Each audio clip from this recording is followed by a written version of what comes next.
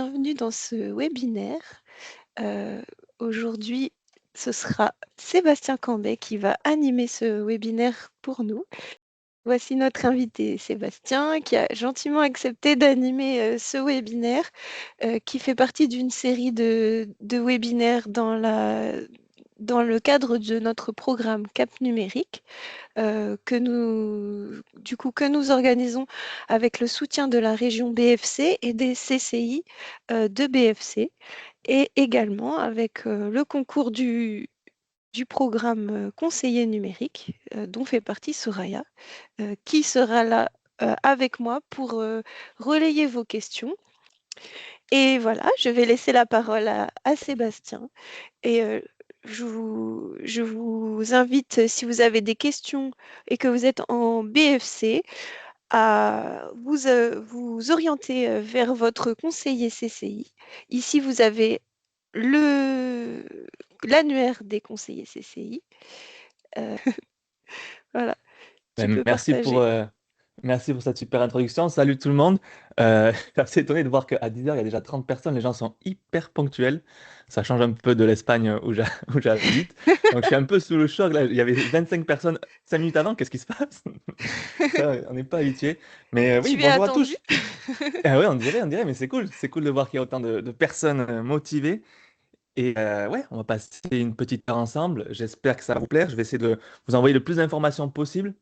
Donc, je vais vous partager mon écran directement parce que je sais qu'il y en a certains qui sont plus visuels que d'autres. Vous inquiétez pas, j'ai préparé une petite présentation.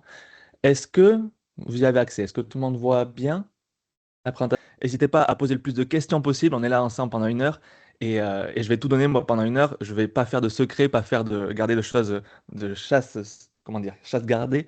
Mais voilà, je suis là pour tout donner. Et donc, si vous avez des questions, on prendra aussi un moment à la fin pour parler de ce sujet, LinkedIn, comment l'appliquer aux entreprises, à votre petite entreprise, et comment créer du contenu pour pouvoir se rendre visible et attirer des clients. Au final, c'est un petit peu ça la finalité. Donc, on va aborder voilà, LinkedIn, on va toucher un petit peu à Canva peut-être si on a le temps, je ne sais pas, et un petit peu peut-être l'intelligence artificielle, mais ça, j'irai un peu plus en détail après. Alors, que j'enlève ça. Pour ceux qui ne me connaissent pas, donc je m'appelle Sébastien Cambé, c'est vrai que je ne me suis pas présenté. Vous entendez peut-être à l'accent que je ne suis pas originaire du territoire de Belfort, moi je suis originaire du sud-ouest de la France. Aujourd'hui, ça fait 10 ans que je vis à l'étranger. Et je me suis lancé sur LinkedIn il y a 6 ans à peu près, vraiment pour mon entreprise. Il faut savoir qu'à la base, j'ai pas vraiment un réseau qui vient du marketing, du digital ou quoi que ce soit, de l'entrepreneuriat. Moi, je suis vraiment originaire du milieu agricole. Ma mère travaille dans une entreprise de céréales, mon père dans une entreprise d'insémination de vaches. Donc, c'était pas le milieu idéal pour se lancer sur LinkedIn. Et pourtant, quand je me suis lancé en 2019, j'étais, on va dire, un petit peu au fond du seau. J'habitais à Madrid à ce moment-là, je me suis retrouvé en burn-out, sans emploi, parce que l'entreprise a fait des licenciements économiques, sans logement. À ce moment-là, je vis dans un squat de Madrid et j'ai plus qu'une option, c'est me lancer sur LinkedIn, qui était un des outils que je maîtrisais et qui me paraissait vachement intéressant parce qu'à l'époque, j'avais que 300 abonnés, qui étaient mes anciens collègues voilà, de travail ou d'école. Et pourtant, quand je partageais par exemple des offres d'emploi de mon entreprise, j'avais des posts qui faisaient à peu près 1000 impressions et je me disais, c'est quand même énorme d'avoir un si petit réseau et d'avoir la portée de posts qui fait 3 fois plus que mon réseau actuel. Donc, ça m'a intrigué. Et je me suis dit, je vais me lancer sur LinkedIn, je vais prendre les choses au sérieux, créer du contenu chaque semaine. Et malgré le Covid, malgré tout ce qui s'est passé, ça fait 6 ans que je suis dessus, 6 ans que je suis en croissance constante au niveau de mes chiffres, visibilité, chiffre d'affaires. Et j'ai pu passer de 300 abonnés du coup à un peu plus de 60 000 abonnés. On a dépassé les 64 000 il y a quelques jours. D'ailleurs, j'ai eu une petite victoire personnelle, c'est qu'on a dépassé le nombre qui correspond à mon code postal du village d'où je suis originaire. Donc voilà, c'est ma petite victoire personnelle. J'ai cumulé plus de 25 millions d'impressions sur mes posts et j'ai été régulièrement classé numéro 1 dans le classement Favicon des experts LinkedIn. Et aussi, depuis 2024, j'ai été désigné par les équipes LinkedIn, et ça, c'est une grosse réussite parce qu'on est assez peu en France. euh, Top Voice, voilà, c'est pour ça que vous verrez un petit badge à côté de mon nom. C'est que LinkedIn a jugé que j'étais un profil intéressant et qui méritait d'être mis en avant. Et je suis aussi le fondateur du site legrandsaut.com où je partage mes formations sur LinkedIn et la création de contenu. Ceci étant dit, donc ça c'est pour montrer un petit peu les chiffres, l'évolution qu'on a pu avoir. Donc c'est mon départ, on voit bien que c'est la fin de l'année sur l'année 2019 où j'ai commencé à créer du contenu, qui faisait déjà des bons chiffres, hein. On était sur 1600, pardon, sur 1600 impressions à peu près par post, ce qui est très bien. parce que l'algorithme était très généreux aussi. Et pourtant, aujourd'hui, malgré les changements d'algo, malgré les changements d'utilisation, on continue à progresser. Je vous dis que je vous cacherai rien. Ça, c'est mes screenshots, mes vrais chiffres que j'ai pris il y a quelques jours. Donc 25 millions d'impressions cumulées. Alors à l'époque, j'avais 63 000 abonnés. Et là, vous pouvez voir ici mes meilleurs posts de l'année. Donc vous voyez, 800 000 impressions, 600 000 impressions, 400 000, 400 000, 400 000. C'est des chiffres qui sont impressionnants pour quelqu'un qui a une communauté de seulement, entre guillemets, 60 000 abonnés. C'est-à-dire qu'on peut faire des posts qui font 10 fois plus, 15 fois plus d'impressions. C'est incroyable. Et régulièrement, mes posts, donc un post sur trois, on va dire à peu près, dépasse les 50 000 impressions. Et je suis en progression constante, ce que je vous disais, par exemple, par rapport à l'année dernière, j'ai déjà plus de 1 million de vues par rapport aux chiffres que je faisais. Donc, pourquoi? C'est pas juste pour me lancer des fleurs que je vous mets toutes ces datas, c'est surtout pour vous dire que malgré tout ce que vous allez entendre, tous les sons de cloche que vous pouvez entendre sur LinkedIn, il y a encore des choses à faire, il y a encore beaucoup de choses à faire, c'est pas du tout mort, c'est pas du tout impossible de percer. Bien au contraire, et ce qu'on va voir aujourd'hui, c'est qu'en créant du contenu, on va pouvoir se démarquer et se rendre visible. Donc, à la fin de ce webinaire, on va parler beaucoup de personal branding. Pour ceux qui ne savent pas ce que c'est la marque personnelle. Incarner sa marque, communiquer avec sa marque, construire avec sa marque et se rendre visible grâce à sa marque personnelle plutôt que son entreprise. Donc, on va faire une petite introduction sur ça. Je vais apprendre à comment créer du contenu, comment comprendre l'algorithme LinkedIn, comment ça fonctionne pour pouvoir se rendre visible, parce qu'il faut comprendre les règles pour faire ça. Bref, et petit à petit, transformer vos abonnés en clients grâce à votre contenu. Ok, donc, avant de finir cette introduction, je compte sur vous. N'hésitez pas, je sais qu'il est 10 h du matin, je sais qu'on est fatigué. Moi, j'ai pris le petit café pour me réveiller un petit peu. Mais n'hésitez pas si vous avez des questions. Je veux que ça soit un live aussi interactif. Le but, c'est que c'est pas que je vous fasse une présentation magistrale et qu'après, vous n'avez rien à avoir dedans, quoi, rien à emporter. Sinon, vous pourriez tout simplement regarder le replay. Si vous êtes ici en live, n'hésitez pas, profitez-en, posez toutes vos questions. Je prendrai le temps qu'il faut pour y répondre. On s'est mis d'accord aussi avec Amélie et Soraya. S'il y a des questions qui méritent d'être remontées pendant le live, on prendra le temps d'y répondre et on fera ça de suite. Allez, vous êtes prêts? Dans le chat? Est-ce que vous êtes prêts? Dites-moi. C'est Oui, parti. Ouais, écrivez-nous les questions, hein, même si comme elles viennent, et puis on reviendra dessus à la fin s'il y a besoin, on les relaiera, n'hésitez exactement. pas. Mm. Oui, Allez, c'est prêt. parti. Super, super. Allez, il y a très longtemps, dans une galaxie très très lointaine, j'ai pas pu prendre la musique de Star Wars. Bon, il faut s'imaginer. Une guerre sanglante se déroule. Tin, tin, ta, ta, ta, ta. C'est pas Star Wars, c'est Attention Wars, la guerre de l'attention. Alors oui, si vous posez la question, tout le budget effets spéciaux est passé là-dedans. J'avais pas assez de budget pour faire la musique apparemment. Mais rassurez-vous, on se dit peut-être, ok, c'est lundi matin, qu'est-ce qui se passe? Où c'est que j'ai mis les pieds? Est-ce qu'on est vraiment sur un live de la CCI Belfort? Est-ce qu'on va vraiment parler business et être sérieux? Rassurez-vous, ne vous inquiétez pas, vous êtes au bon endroit. C'est juste pour faire une petite introduction, pour comprendre un petit peu, mettre un petit peu une mise en abîme. Parce qu'il faut se rendre compte que depuis la nuit des temps, l'homme se bat pour la ressource la plus précieuse. Qu'est-ce que ça a été? À l'époque, la ressource la plus précieuse, c'était la nourriture. On a commencé avec ça, on se battait pour ça. Celui qui avait le plus de nourriture était l'homme le plus fort, le dominant dans la société. Puis ça a été le feu, la technologie, la monnaie, l'informatique, quelques années, tout ça, toutes ces nouvelles technologies aussi. Celui qui dominait, celui qui créait, je ne sais pas, au hasard Windows ou Apple, était au top de la hiérarchie sociale, on va dire. Et aujourd'hui, qu'est-ce que c'est? Qui c'est les dominants? Est-ce que c'est des gens qui sont riches? Est-ce que c'est des gens qui ont de la technologie? Ou, oui, entre autres. Mais la ressource la plus précieuse, aujourd'hui, c'est l'attention. Ça peut sembler bizarre de dire ça comme ça, et pourtant c'est vrai. Si vous regardez les réseaux sociaux ou la publicité, peu importe tout ce qui se passe aujourd'hui, tout le monde se bat pour capter l'attention. Il y a une raison pour ça. Première chose déjà, c'est qu'on est bien plus exposé qu'avant à toutes ces informations. Ce qu'on appelle l'infobésité, vous avez peut-être entendu parler, donc contraction de information, obésité. Aujourd'hui, on estime que entre le moment où on se lève, on va regarder son téléphone, on va aller au boulot, écouter la radio, prendre le métro, peu importe, aller sur la route, voir les panneaux publicitaires, arriver au boulot, ouvrir son ordi, avoir les publicités du jour, le journal, enfin, peu importe, on va être soumis dans sa journée à peu près 1200 messages publicitaires. Je ne sais pas si on se rend compte la bande passante que ça prend et tout ce que c'est, à quel point c'est énorme. Et à quel point c'est tout autant de gens qui se battent pour avoir ne serait-ce qu'un petit peu de notre attention, pour capter notre regard, capter notre cerveau. Aujourd'hui, on estime que le temps d'attention il est limité à 8 secondes. En réalité, il semblerait, surtout quand on voit les jeunes, que ça diminue bien plus, c'est-à-dire qu'il faut capter l'attention bien plus vite. On est dans un système de consommation. Oui, pardon, j'ai... Non? Je continue? Ok. Et du coup, il faut se battre pour ça. Aujourd'hui, quand on est un internaute, qu'est-ce qu'ils veulent? Ils veulent du contenu qui soit certes intéressant, éducatif, etc. Mais il ne faut pas que ce soit chiant. Il faut que ce soit divertissant. Et aujourd'hui, le fond importe autant que la forme. Dernière chose à comprendre, c'est que quand on va mettre en place une stratégie de personal branding, donc de marque personnelle sur LinkedIn, il va falloir comprendre qu'on travaille sur une vision moyen-long terme. Ce pas des résultats qu'on peut avoir directement. On va créer un effet boule de neige. Et ça, je vais y revenir plus en profondeur. Mais si vous espérez des résultats du jour au lendemain, allez payer de la pub. C'est ça que vous voulez. Par contre, si vous voulez construire un personal branding, un asset, de la même manière que l'immobilier est un asset, un personal branding, c'en est un aussi. C'est un investissement à faire. Et Hein? comme tout bon investissement, c'est du moyen long terme. Oui, alors j'ai entendu quelqu'un, le micro, et quelqu'un qui a une question? Non? Allez, je continue.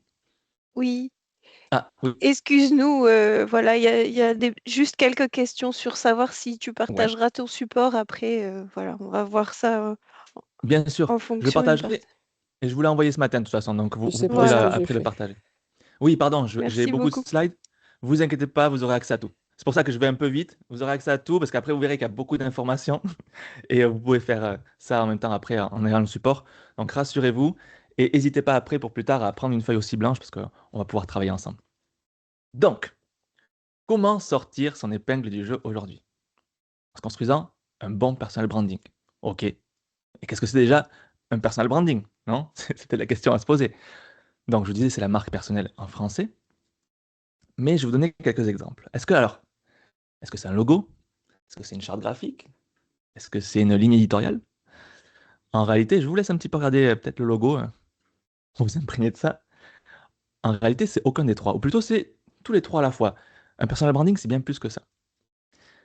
Je vais revenir sur ce logo, mais parce qu'en fait, rien qu'en voyant le logo, je pense que déjà certains ont commencé à avoir des idées, ou en tout cas à ressentir quelque chose.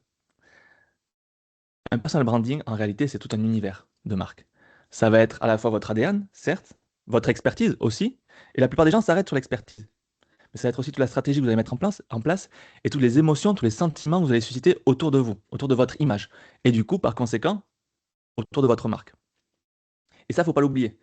Parce que, voilà, je fais un petit aparté, mais la plupart des gens vont partager leur contenu en espérant juste, juste que le fond soit suffisant. Non, quand on crée une image de marque, il y a aussi besoin de créer un attachement à la marque. Alors, l'intérêt, je vais revenir vite dessus, mais l'intérêt premier, c'est que communiquer en son nom et créer un personal branding, ça crée de la proximité et de la confiance. Proximité, confiance, c'est quoi? C'est deux des principaux vecteurs d'une vente, quand on y pense. C'est pas juste le prix, le fait que le prix soit bas ou quoi, qu'une vente se fait. C'est surtout qu'à ce moment-là, on dit, OK, j'ai assez confiance en toi ou en ton produit pour prendre le risque de te donner cet argent. C'est ça une vente finalement. Donc, quand on arrive à créer la proximité de la confiance comme ça, grâce à sa marque personnelle, on va pouvoir créer plus de ventes derrière. Ça va permettre aussi de fédérer, de créer une communauté et du coup d'attirer à soi les bonnes personnes, les personnes à qui on veut vendre. Ça permet de sortir du lot parce que quand on est dans une niche, surtout avec beaucoup de concurrence, et en réalité, toutes les niches ont beaucoup de concurrence, aller à droite quand tout le monde va à gauche, ça permet de faire les choses différemment plutôt que rester dans les invisibles et dans l'ombre, sans visible et sortir du lot. Marquer les esprits, devenir mémorable, être la personne à qui on pense quand on pense à telle thématique. Un consultant, j'ai vu consultant en gestion logistique, on n'en connaît pas des masses. Alors, si on commence en plus à communiquer dessus, vous serez exactement la première personne à qui ils vont penser. Et si vous êtes la première personne à qui ils pensent quand ils pensent logistique, quand ils pensent consulting, vous allez gagner. Vous allez être la première personne sur la pile et la première personne à avoir les contrats.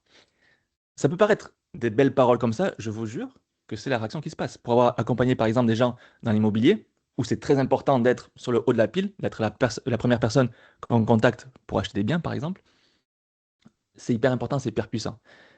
Et pour le coup, sur LinkedIn, j'ai accompagné une personne qui faisait de l'immobilier, un marchand de biens. Ça se comptait en dizaines de millions d'euros par mois, ce qu'on a pu faire grâce à ça. Donc voilà, construire une réputation qui nous précède. On oublie ce que c'est la réputation, on oublie à quel point c'est puissant. Ça permet de vendre plus rapidement, d'augmenter ses prix, etc., etc. Bref, l'introduction faite, c'est quoi un bon maintenant personal branding? Et là, je vais vous demander un petit peu, on va jouer, ok? Est-ce que vous êtes prêts? Je vais essayer de vous faire deviner une personne, une marque personnelle, juste avec cette cravate rouge. Est-ce que vous commencez à avoir des idées ou pas? Dites-moi dans le chat, alors je vois pas le chat, mais n'hésitez pas, est-ce qu'il y a des gens qui commencent à avoir des idées ou pas? Un peu compliqué déjà. Si je vous rajoute ça, On ouais, avait vas-y. Trump, hein. On en a au moins 3, 4, 5, 6. Juste Il avec y a une cravate? Pringles. Il y a Pringles aussi. La cravate de Pringles. Donald par Hervé. Bien, bien dit. Ok. Alors, je vais vous faire deviner, mais c'est fou qu'avec juste une cravate, ça donne des idées. Ok, je vous donne Ouais. ça en plus. Est-ce que ça vous confirme Trump ou est-ce que ça vous donne autre chose? N'hésitez pas à dire hein, dans le chat. Et dernier indice définitif qui, je pense, va finir de finaliser tout ça avec la petite moumoute. En effet, c'était bien Donald Trump. Alors, je vais pas vous mentir, c'est la première fois que ça m'arrive où quelqu'un devine On a bingo, hein. à partir de ça. Et ouais, c'est la première fois que quelqu'un devine avec la cravate. J'ai jamais vu ça.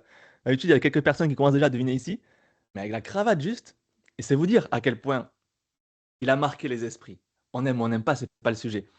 C'est que en seulement un élément, c'est fou, de sa marque, parce que son costume aussi, ça, c'est le visuel, hein, ça incarne sa marque. La moumoute, le visage orange, bien sûr, mais le fait qu'il soit toujours habillé comme ça aussi aux couleurs des États-Unis, c'est pas fait au hasard.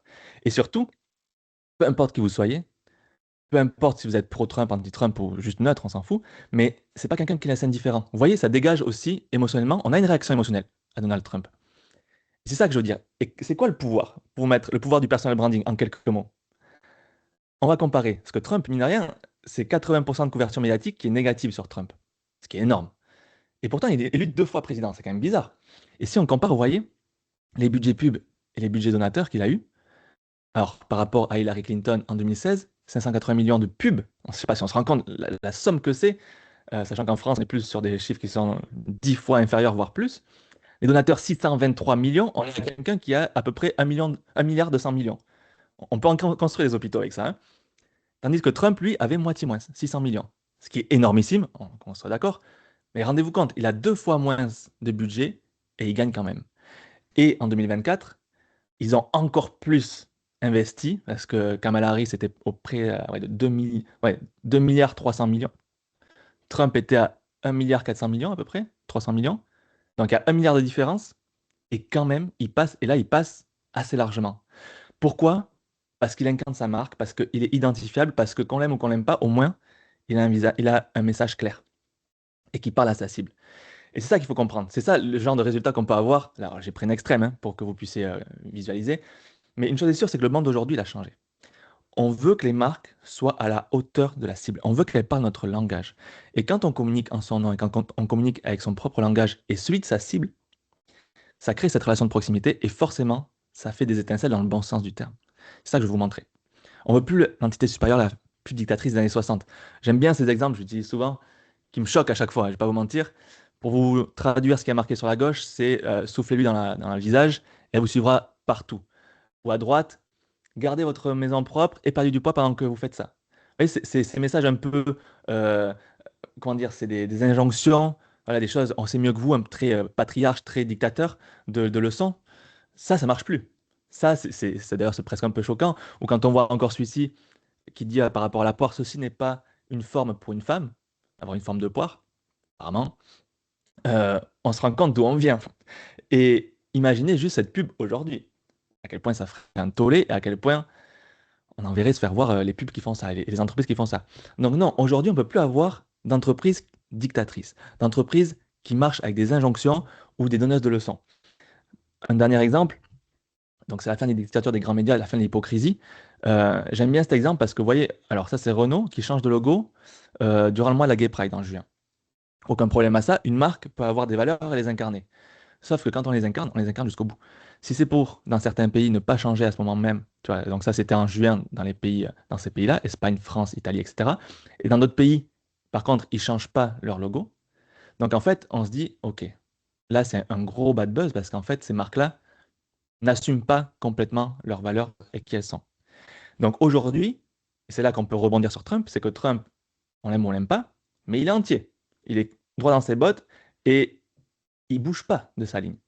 Et ça, c'est ce qu'il va falloir faire aussi avec votre marque personnelle. Ok.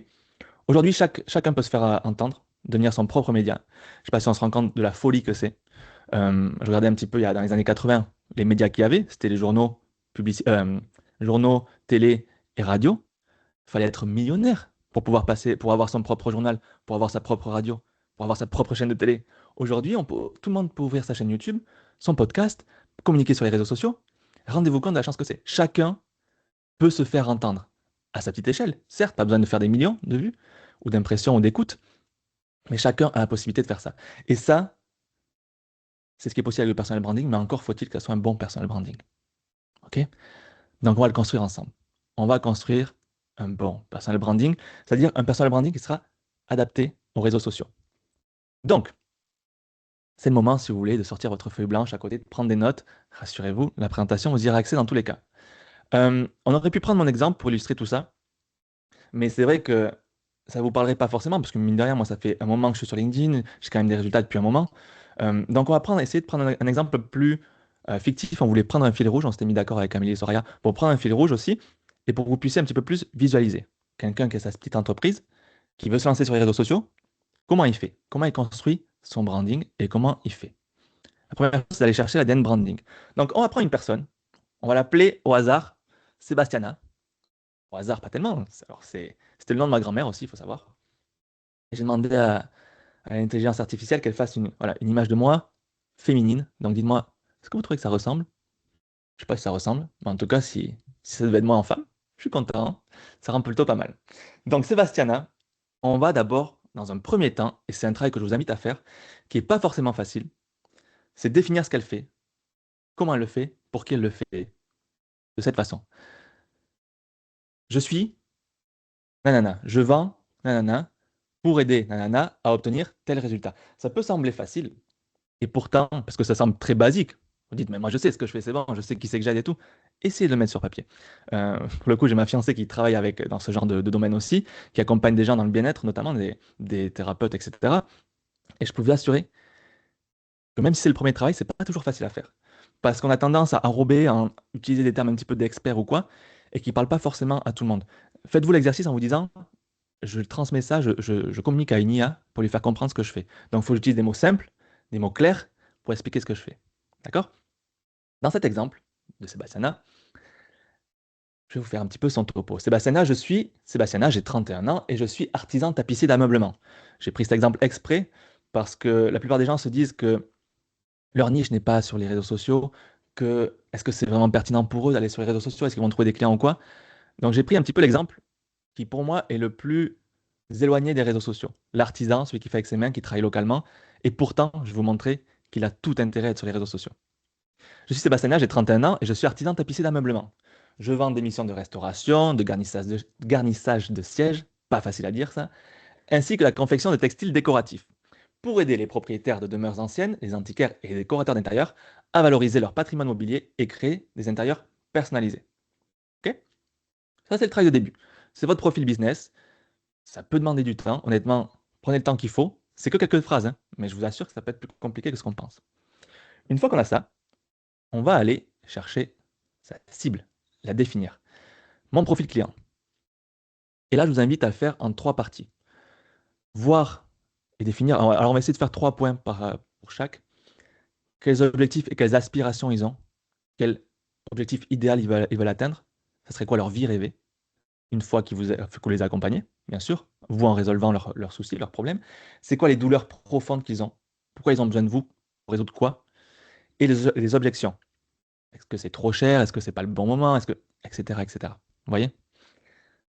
Donc, en réfléchissant à ça, pour Sébastien, on va se dire, OK, objectif, aspiration, créer un intérieur unique. Les tapissiers d'ameublement, ceux qui refont, pardon, je vais peut-être pas expliquer, ceux qui refont les sièges, par exemple, les tapisseries, voilà, qui s'occupent un petit peu des décors, et ça peut servir avec des choses modernes, mais des choses anciennes aussi. Donc, les gens qui vont la démarcher, ça peut être des gens qui veulent créer un intérieur unique, personnalisé, sur mesure, préserver et valoriser des meubles anciens, voilà, c'est l'ancien, le nouveau, ça touche à tout, et obtenir des pièces de qualité durable et intemporelle. Ok. Jusque-là, ça va, pas de souci. Les douleurs. Laissez-moi boire un petit coup. Hop. Les douleurs, difficultés, ça peut être de trouver des artisans qualifiés de confiance. Là, je pense qu'on s'y retrouve tous. On a tous déjà fait des travaux à la maison. On sait que ça peut être compliqué de trouver des artisans de confiance qui ne veulent pas nous saigner et qui sachent faire les choses bien. Pour avoir fait la terrasse ici, je peux vous dire que c'est compliqué. Impossibilité de trouver des textiles vraiment sur mesure. C'est vrai que quand on va dans des magasins de textiles, souvent c'est voilà, des trucs faits pour tout le monde, qu'il faut couper, qu'il faut dérouler. Mais si on veut un textile vraiment unique, quelqu'un qui nous le fasse, compliqué à faire. Et trouver des meubles de mauvaise qualité qui ne durent pas, ça c'est ce qu'ils ne veulent plus faire et ne plus avoir.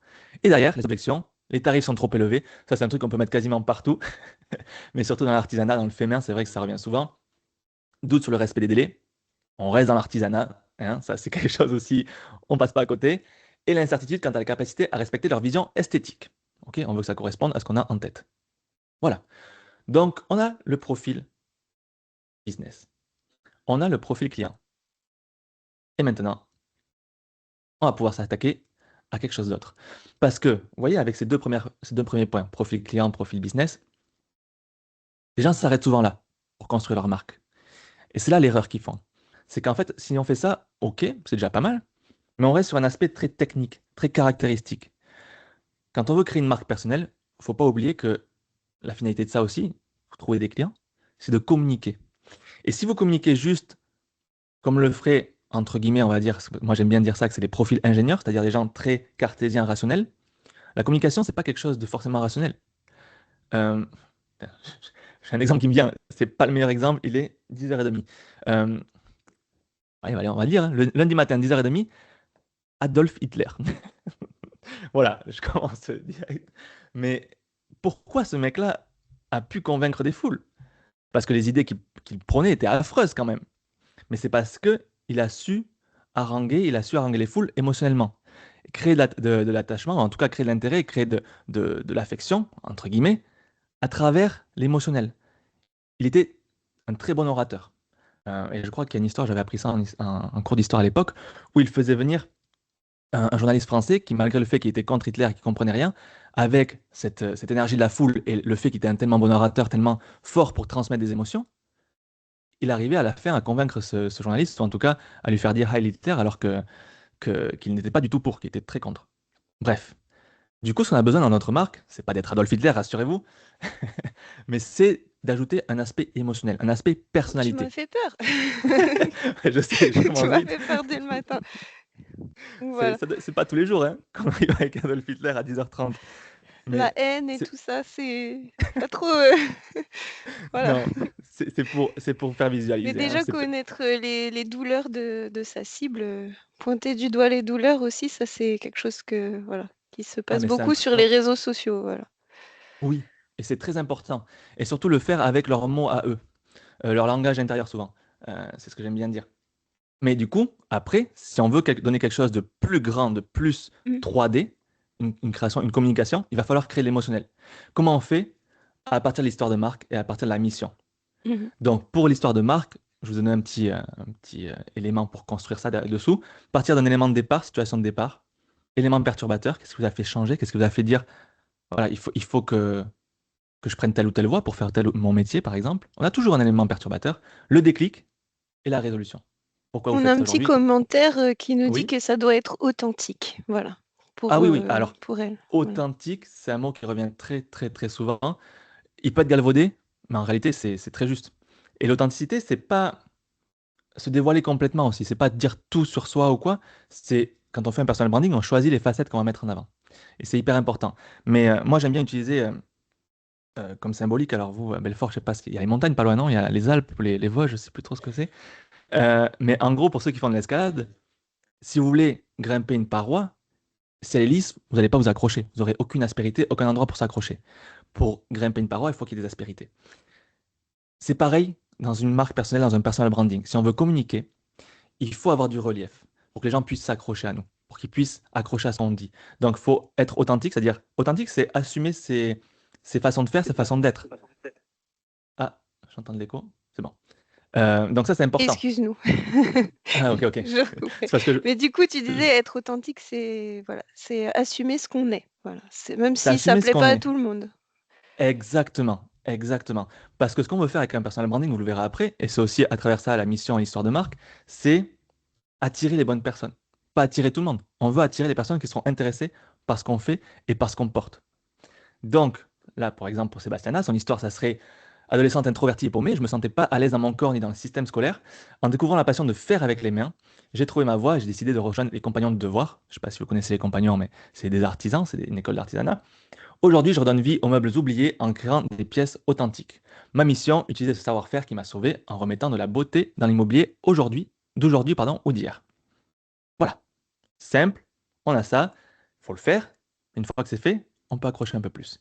Et enfin, ensuite, dernière composante, on va aller chercher les valeurs, la vision et les adversaires.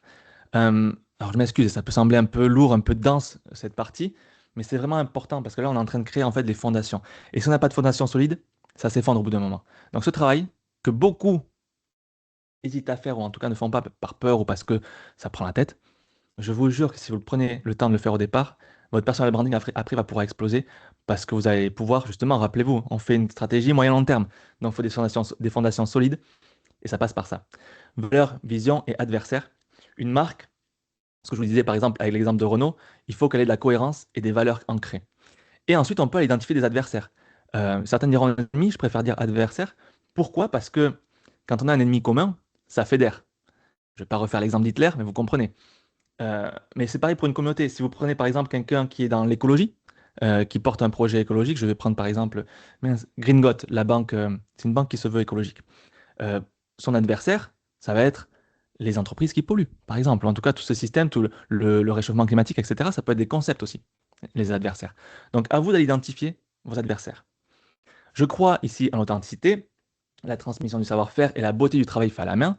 Ma vision est de devenir la référence locale, voire au-delà, pourquoi pas, grâce aux réseaux sociaux, de la restauration artisanale, inspirer un retour aux valeurs de qualité, durabilité et du local, du Made in France.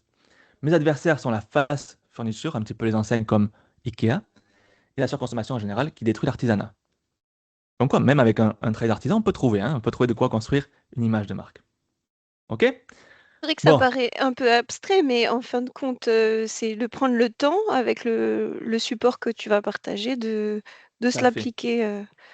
Tout à fait. Et d'ailleurs, alors je sais que c'est très intense, et je vous invite à rester jusqu'à la fin parce que je vous ai mis un petit Mm. cadeau pour pouvoir trouver un moyen de digérer tout ça. Vous allez voir, ça va être intéressant. Là, je vous mets une petite, voilà, on fait une petite pause pour que vous puissiez un petit peu souffler, parce que là, je sais que j'ai envoyé beaucoup d'informations. Je vous mets des petites photos de chat, un petit peu pour pouvoir respirer. Est-ce qu'il y a des questions ou pas? Ou est-ce qu'on peut continuer? Janvier, j'y vais en avant? Ça va tout le monde? Pas trop sous l'eau? On va rentrer, hein. De plus en plus, ça va être Il y crescendo, a on va quelqu'un aller de qui plus te en plus demande vers. le logiciel pour créer ta presse, voilà, pour C'est Canva. C'est voilà. Canva. Et d'ailleurs, si vous voulez savoir, là, il y a un petit outil qui permet de partager le contrôle à distance. Et en fait, voilà, vous voyez sur mon téléphone, ça me fait une télécommande, donc je peux faire tout ce que je veux, par exemple, des petites animations comme ça. Voilà. Et je peux faire passer les slides. Voilà. Ok, on va continuer maintenant. Deuxième élément pour son personal branding, la ligne éditoriale. On va aller un peu plus vite, là, vous inquiétez pas. La ligne édito, en gros, c'est ce qui va nous permettre de mettre des règles autour de tout ce qu'on a mis. Des règles de conduite, d'écriture, voilà, pour un petit peu mettre en place notre voix. Notre voix dans tous les sens du terme d'ailleurs, hein. Donc, la première chose pour votre ligne édito, définissez votre positionnement. Comment vous différencier sur le marché? Pourquoi vous occupez une place unique? Quelle est votre différence? Et pourquoi il faut qu'ils se disent pourquoi elle ou lui et pas une autre personne. Dans le cas de Sébastiana, c'est l'artisan épicière qui redonne vie et sens aux meubles en transmettant l'excellence du savoir-faire des compagnons. C'est sa différence, elle a fait les compagnons, qui est une institution reconnue, pour les clients en quête d'authenticité et de durabilité face à la consommation jetable. Et là, on revient un petit peu sur son adversaire. Voilà, ça englobe tout ça. Son positionnement, c'est sa méthode, son adversaire. Le ton et la personnalité, c'est la manière dont vous communiquez, qui doit refléter votre brand story, votre histoire de marque. Donc, elle va communiquer avec authenticité, vous voyez, on l'avait dit, hein. Accessibilité mais experte, chaleureuse mais légitime. Vous voyez, c'est un petit peu un monde de contraste, mais si on les met sur papier, ça peut le faire. Ça peut faire partie de l'identité. Elle inspire confiance et humanité. Et ensuite, on va aller définir les piliers de contenu. Ça, c'est peut-être un sujet, un terme avec lequel vous êtes familier, vous avez peut-être entendu, parce que c'est hyper important. Là, on a défini l'identité, la marque. Maintenant, c'est comment on va mettre tout ça en musique. Là, on a les partitions, on a les instruments. Maintenant, comment on va monter sur scène? Les piliers de contenu, ça va être les thèmes récurrents autour desquels vous allez communiquer. Et en fait, on ne peut pas communiquer sur tout, sinon on se perd. et surtout, il y a beaucoup de choses dont on voudrait parler, mais nous, il faut penser que le personal branding, la marque personnelle, c'est renvoyer une image, une certaine image. C'est pas tout dire de soi, encore une fois, c'est quelle image, en tant que professionnel, chef d'entreprise, je veux porter pour que les gens viennent acheter chez moi. Donc, ce que je vous invite à faire, c'est diviser en 3 catégories. Expertise, aspiration et douleur de la cible, et personnalité et valeur. Et vous allez chercher dans chacun des thématiques. Votre expertise, allez chercher, je veux dire, 3 exemples, parce que l'expertise, c'est souvent ce qu'on, bien sûr, on va parler de notre travail, donc allez chercher à peu près 3 piliers d'expertise qui mettent en avant ce que vous faites, les principaux sujets. Essayez de faire en sorte qu'ils soient quand même assez différents, pas que ça se touche, pas que ça se superpose. Donc là, par exemple, pour Sébastien, ça serait le textile, la restauration de meubles et le savoir-faire des compagnons.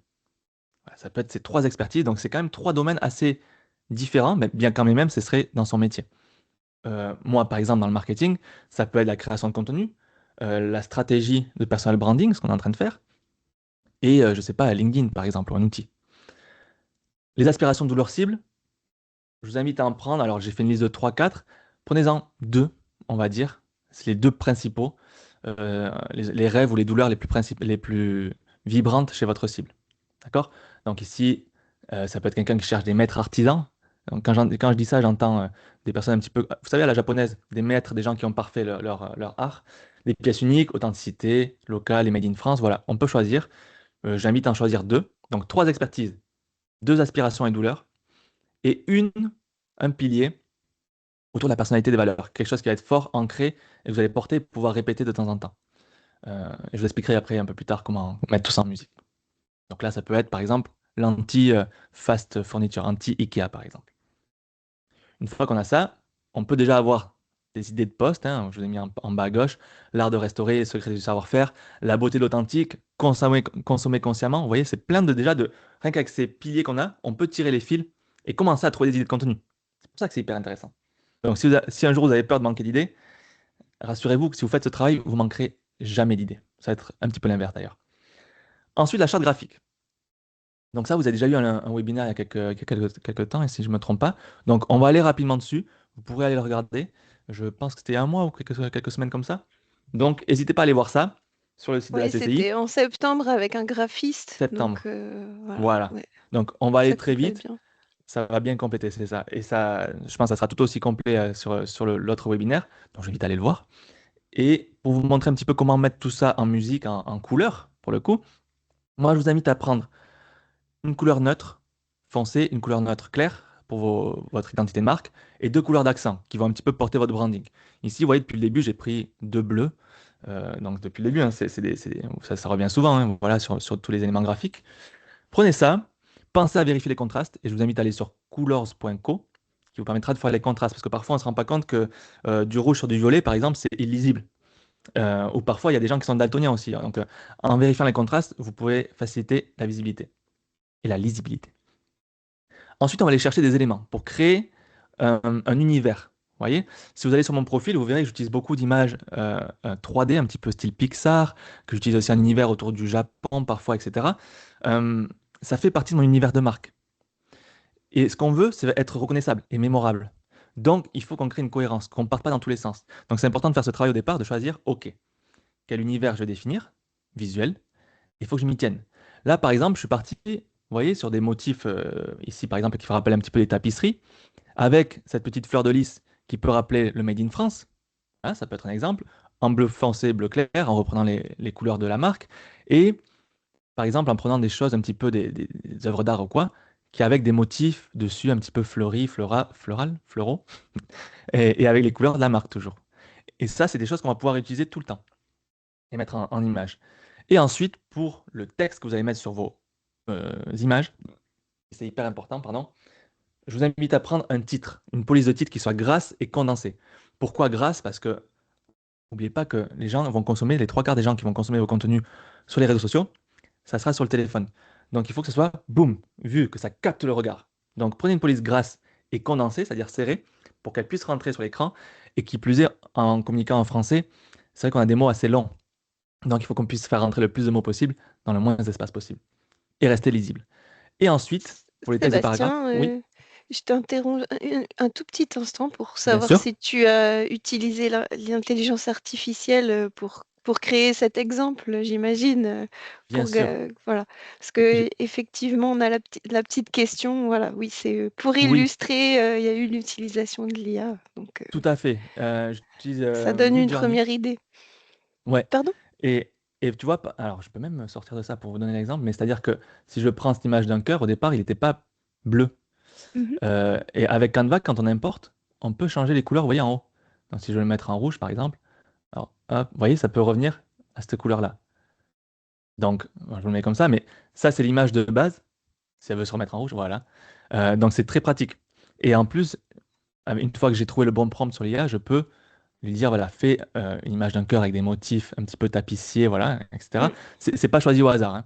C'est Ouais. pour ça, ça Et met tu l'avais vraiment, fait auparavant sur une autre IA que tu as citée, c'est ça? Je t'ai oui, coupé, je suis désolée. sur Midjourney, ça s'appelle. D'accord. Euh, ça va être le sujet de mes prochaines formations parce que vraiment c'est passionnant et on peut vraiment créer des identités uniques. Et quand c'est bien fait, vous voyez, ça peut vraiment aussi être au Mm. service de tout le monde. Donc Et après, non, tu l'as sorti avec Canva pour exactement. illustrer le fait que tu te l'appropries dans ta charte graphique avec les Exactement, couleurs. exactement. Ok. Non, mais c'est très puissant, honnêtement. Et voilà, donc pour vous montrer un petit peu rapidement à quoi ça peut ressembler des posts qu'on pourrait faire pour Sebastiana. Donc, pensez au cœur des artisans, oubliez Ikea. Donc voilà, c'est pour ça que je prenais aussi des cœurs, c'est pour ça doit servir, la forme doit servir le message. Ou encore ici à droite, voilà, un titre gras condensé. J'ai pas forcément fait de texte avec ça, mais voilà, que vous vous rendez compte à quoi ça peut ressembler. À la fois, on peut prendre des fonds simples ou des fonds à motifs. Et rien qu'avec ça, c'est rien de fou, c'est rien d'exceptionnel, hein. C'est une image, un texte de titre, un texte de paragraphe et un fond. Mais rien qu'avec ça, je peux vous assurer qu'on va capter l'attention. Pourquoi? Parce que déjà, on a des gros éléments visuels qui sont très visibles, très marquants, originaux aussi, parce que c'est pas, on n'a pas toujours l'habitude de voir un cœur comme ça ou une statue comme ça, à motif. Ça marque, ça prend le regard et surtout, alors ici on est dans la verticalité, vous voyez, et rappelez-vous que ça va être vu sur le téléphone, donc ça suit la direction du téléphone, donc ça peut aussi attirer l'attention. On va jouer sur les biais psychologiques aussi, utiliser des mots forts, oublier Ikea, des mots connotés, hein, c'est un petit peu, même j'aurais pu être un peu plus fort, j'aurais pu dire Ikea nous tue ou Ikea tue les artisans. Des mots comme tuer, c'est des mots qui sont connotés, c'est-à-dire qu'ils ont associé une décharge émotionnelle. Tuer, c'est fort, hein, on peut faire difficilement plus fort que ça. Donc, en utilisant ces astuces visuelles et de copywriting, c'est-à-dire de comment utiliser les bons mots, on peut capter l'attention très fort. Et ensuite, on peut utiliser aussi des formes parfois pour casser cette verticalité, justement, et pouvoir capter l'attention. Mon frigo qui fait beaucoup de bruit, je ne sais pas si vous l'entendez fort. Bien, là, on va commencer à rentrer dans le vif du sujet. Construire un système vertueux. Créer un effet boule de neige sur les réseaux sociaux. Ça, c'est vrai que Amélie et Soraya avaient vraiment insisté sur ça, sur cette partie. Et je trouvais ça hyper intéressant parce que la plupart des gens se restent quand même sur le visuel, sur tout ce qui fait vraiment la partie séduisante. Ça, c'est la partie qu'on oublie. Et pourtant, et à juste titre, elles ont pointé ça du doigt, c'est que ça va être hyper important pour vous lancer sur les réseaux sociaux et surtout pour y rester, tenir et apporter des clients. Donc, première chose à faire, je vais vous faire rapidement pour comprendre l'algorithme LinkedIn. Quelle heure il est 43, on est dans les temps. OK. L'algorithme LinkedIn, parce qu'il faut comprendre les règles de comment ça se passe. Et je voudrais répondre aussi à une question que j'ai beaucoup dernièrement. J'ai touché du doigt un petit peu tout à l'heure. Il y a beaucoup de gens dernièrement qui rejoignent ma formation LinkedIn et qui me disent, est-ce que c'est pertinent pour moi? Est-ce que pour ma niche, c'est intéressant? Euh, Petit ordre d'idée, hein. 30 millions d'utilisateurs sur LinkedIn, 31 millions d'actifs en France. Donc, c'est 96% de la population active. Donc oui, votre cible, elle est sur LinkedIn. Elle y est, vous inquiétez pas. Et ensuite, pour vous rendre compte aussi de l'opportunité qu'il y a d'être sur LinkedIn, c'est qu'il y a seulement, pardon, sur les 13 millions d'utilisateurs actifs chaque mois, 5% de créateurs. Donc vous êtes en compétition avec seulement 5% des gens sur LinkedIn. Le reste, il y a 25%, ça va être des gens qui s'engagent, qui vont commenter, liker, etc. Et 70% qui ont des spectateurs, qui n'ont même pas à venir s'engager ou quoi, mais qui vont voir les posts. Et ça, on ne se rend pas compte. La majorité silencieuse, c'est la majorité, c'est celle aussi qui va acheter, bizarrement, hein. Mais c'est ce monde-là, moi, le nombre de clients qui viennent, qui n'ont jamais commenté, liké, qui ne me suivent même pas, mais qui achètent mes formations, c'est incroyable. Donc, il y a un vrai, vrai potentiel de ce côté-là. Donc, comment fonctionne l'algorithme? C'est quoi les règles du jeu? Ça, c'est vous. Vous publiez votre post et il va être rendu visible aux personnes de votre premier cercle. c'est-à-dire les personnes avec qui vous êtes connectés, vos abonnés, vos amis, comme sur Google. Et on va dire que vous postez, il va être donné visible à peu près 20%. S'il y a des gens qui likent, qui s'engagent, qui mettent des commentaires, par exemple votre ancien collègue de boulot avec qui vous êtes connecté, qui va mettre un petit like sur votre post, et bien votre post il va être rendu visible à une petite partie de son réseau. C'est ce qu'on appelle les gens de deuxième cercle. Et ainsi de suite. Et si les gens du deuxième cercle, eux aussi s'engagent, mettent un like, un commentaire, bouf, ça va être rendu visible à les gens de troisième cercle. Et en fait, c'est ça la viralité sur LinkedIn, et c'est pour ça qu'elle est aussi puissante, et que c'est aussi fort LinkedIn par rapport à Instagram, par exemple, ou TikTok, c'est que cet effet de viralité est surpuissant. Parce qu'une fois que vous touchez les bonnes personnes, pam, pam, pam, pam, pam, ça va se démultiplier. C'est un effet exponentiel, c'est un effet un petit peu pyramidal. Là, comment ça fonctionne concrètement, l'algorithme? Alors, je sais qu'il y a beaucoup de gens qui verront aussi que ça a changé, que ça change tout le temps l'algorithme. En gros, la logique concrète, ça c'est plus pour visualiser, parce que je ne suis pas ingénieur chez LinkedIn, mais je peux vous dire qu'en gros, c'est comme ça que ça fonctionne. La première chose, de ce qu'on sait aussi, c'est qu'ils vont passer au scanner votre post. Donc vous postez, votre post, description, le visuel, ils vont analyser dans un premier temps la pertinence sémantique. C'est-à-dire que est-ce que ce que vous dites sur votre post, c'est cohérent à ce que vous renseignez pardon, sur votre profil. Si moi mon profil c'est Sébastien, consultant en marketing, et que je parle, je sais pas, justement de tapisserie d'ameublement, on va se dire, c'est bizarre, c'est pas cohérent. Donc je vais pas avoir de points bonus pour ça. Par contre, si je parle de marketing, ce qui est mon profil, ça sera bien. Donc faites en sorte que vos sujets de poste soient cohérents avec ce que vous renseignez sur votre profil, tout simplement. Ensuite, donc on va dire que ça donne un point. 3 points si les gens cliquent sur voir plus, c'est-à-dire que si votre texte a capté l'attention, il accroche, et si vous pouvez dérouler derrière. D'accord? 5 points si les gens s'engagent, like, partagent, commentent, surtout s'ils commentent, c'est bien plus important. Et 10 points, c'est pour donner un ordre d'idée les points. 10 points si vous gagnez du temps de lecture, du dwell time, c'est-à-dire si les gens s'arrêtent et passent du temps sur votre post. Donc typiquement, c'est pour ça que les carousels, vous verrez, là, il y a plusieurs images à faire défiler. Pourquoi ça, c'est toujours plus performant? C'est parce que les gens passent beaucoup de temps dessus. Et ça, LinkedIn aime. Si quelqu'un passe du temps dessus, il se dit, c'est que c'est intéressant. Donc votre post va passer là-dedans, dans ce filtre, et en fonction du score qu'il va avoir, LinkedIn va dire, OK, c'est un post de merde, je montre à une toute petite partie, donc à seulement ici, on va dire 10% de votre audience. Par contre, s'il est bien, hop, et je vois en plus, il y a des conversations, des gens qui se répondent en commentaire, etc. Ça crée du débat, ou ça crée de l'intérêt. Ça, c'est cool. Et si vous répondez vite aussi, hein, ça c'est important que vous répondiez dans l'heure qui suit les commentaires, LinkedIn il va se dire, OK, ça c'est un créateur sérieux, et c'est un post qui intéresse. Donc je vais montrer pardon, à une grande partie de l'audience, de votre communauté, et ainsi de suite. Et en fait, ça va créer une boucle, et toutes les heures et demie, l'algo va analyser et va le montrer à plus ou moins de personnes. Ce qui fait qu'en fait, Justement, LinkedIn, pardon, oui. comme tu parles de ça, ben, on a une petite remarque là-dessus, une personne qui Mhm. se demandait justement à quel point c'était important aussi avec l'algorithme, ce qu'on appelle l'engagement, en fait, les réactions, les conversations, les réponses aux commentaires. Du coup, ça, toi, tu insistes un peu dessus aussi par Oui, rapport à ça? c'est. Ah oui, oui, mais c'est même pas négociable. C'est-à-dire que, rendez-vous compte, LinkedIn, c'est une machine, c'est un algorithme. Et lui, pour lui, les seuls signaux qu'il peut avoir pour mesurer l'intérêt d'un post, c'est l'engagement.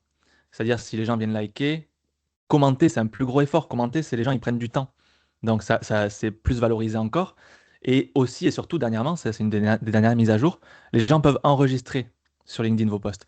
Et quand ils sont enregistrés, c'est très très très bon signe pour LinkedIn et c'est très poussé.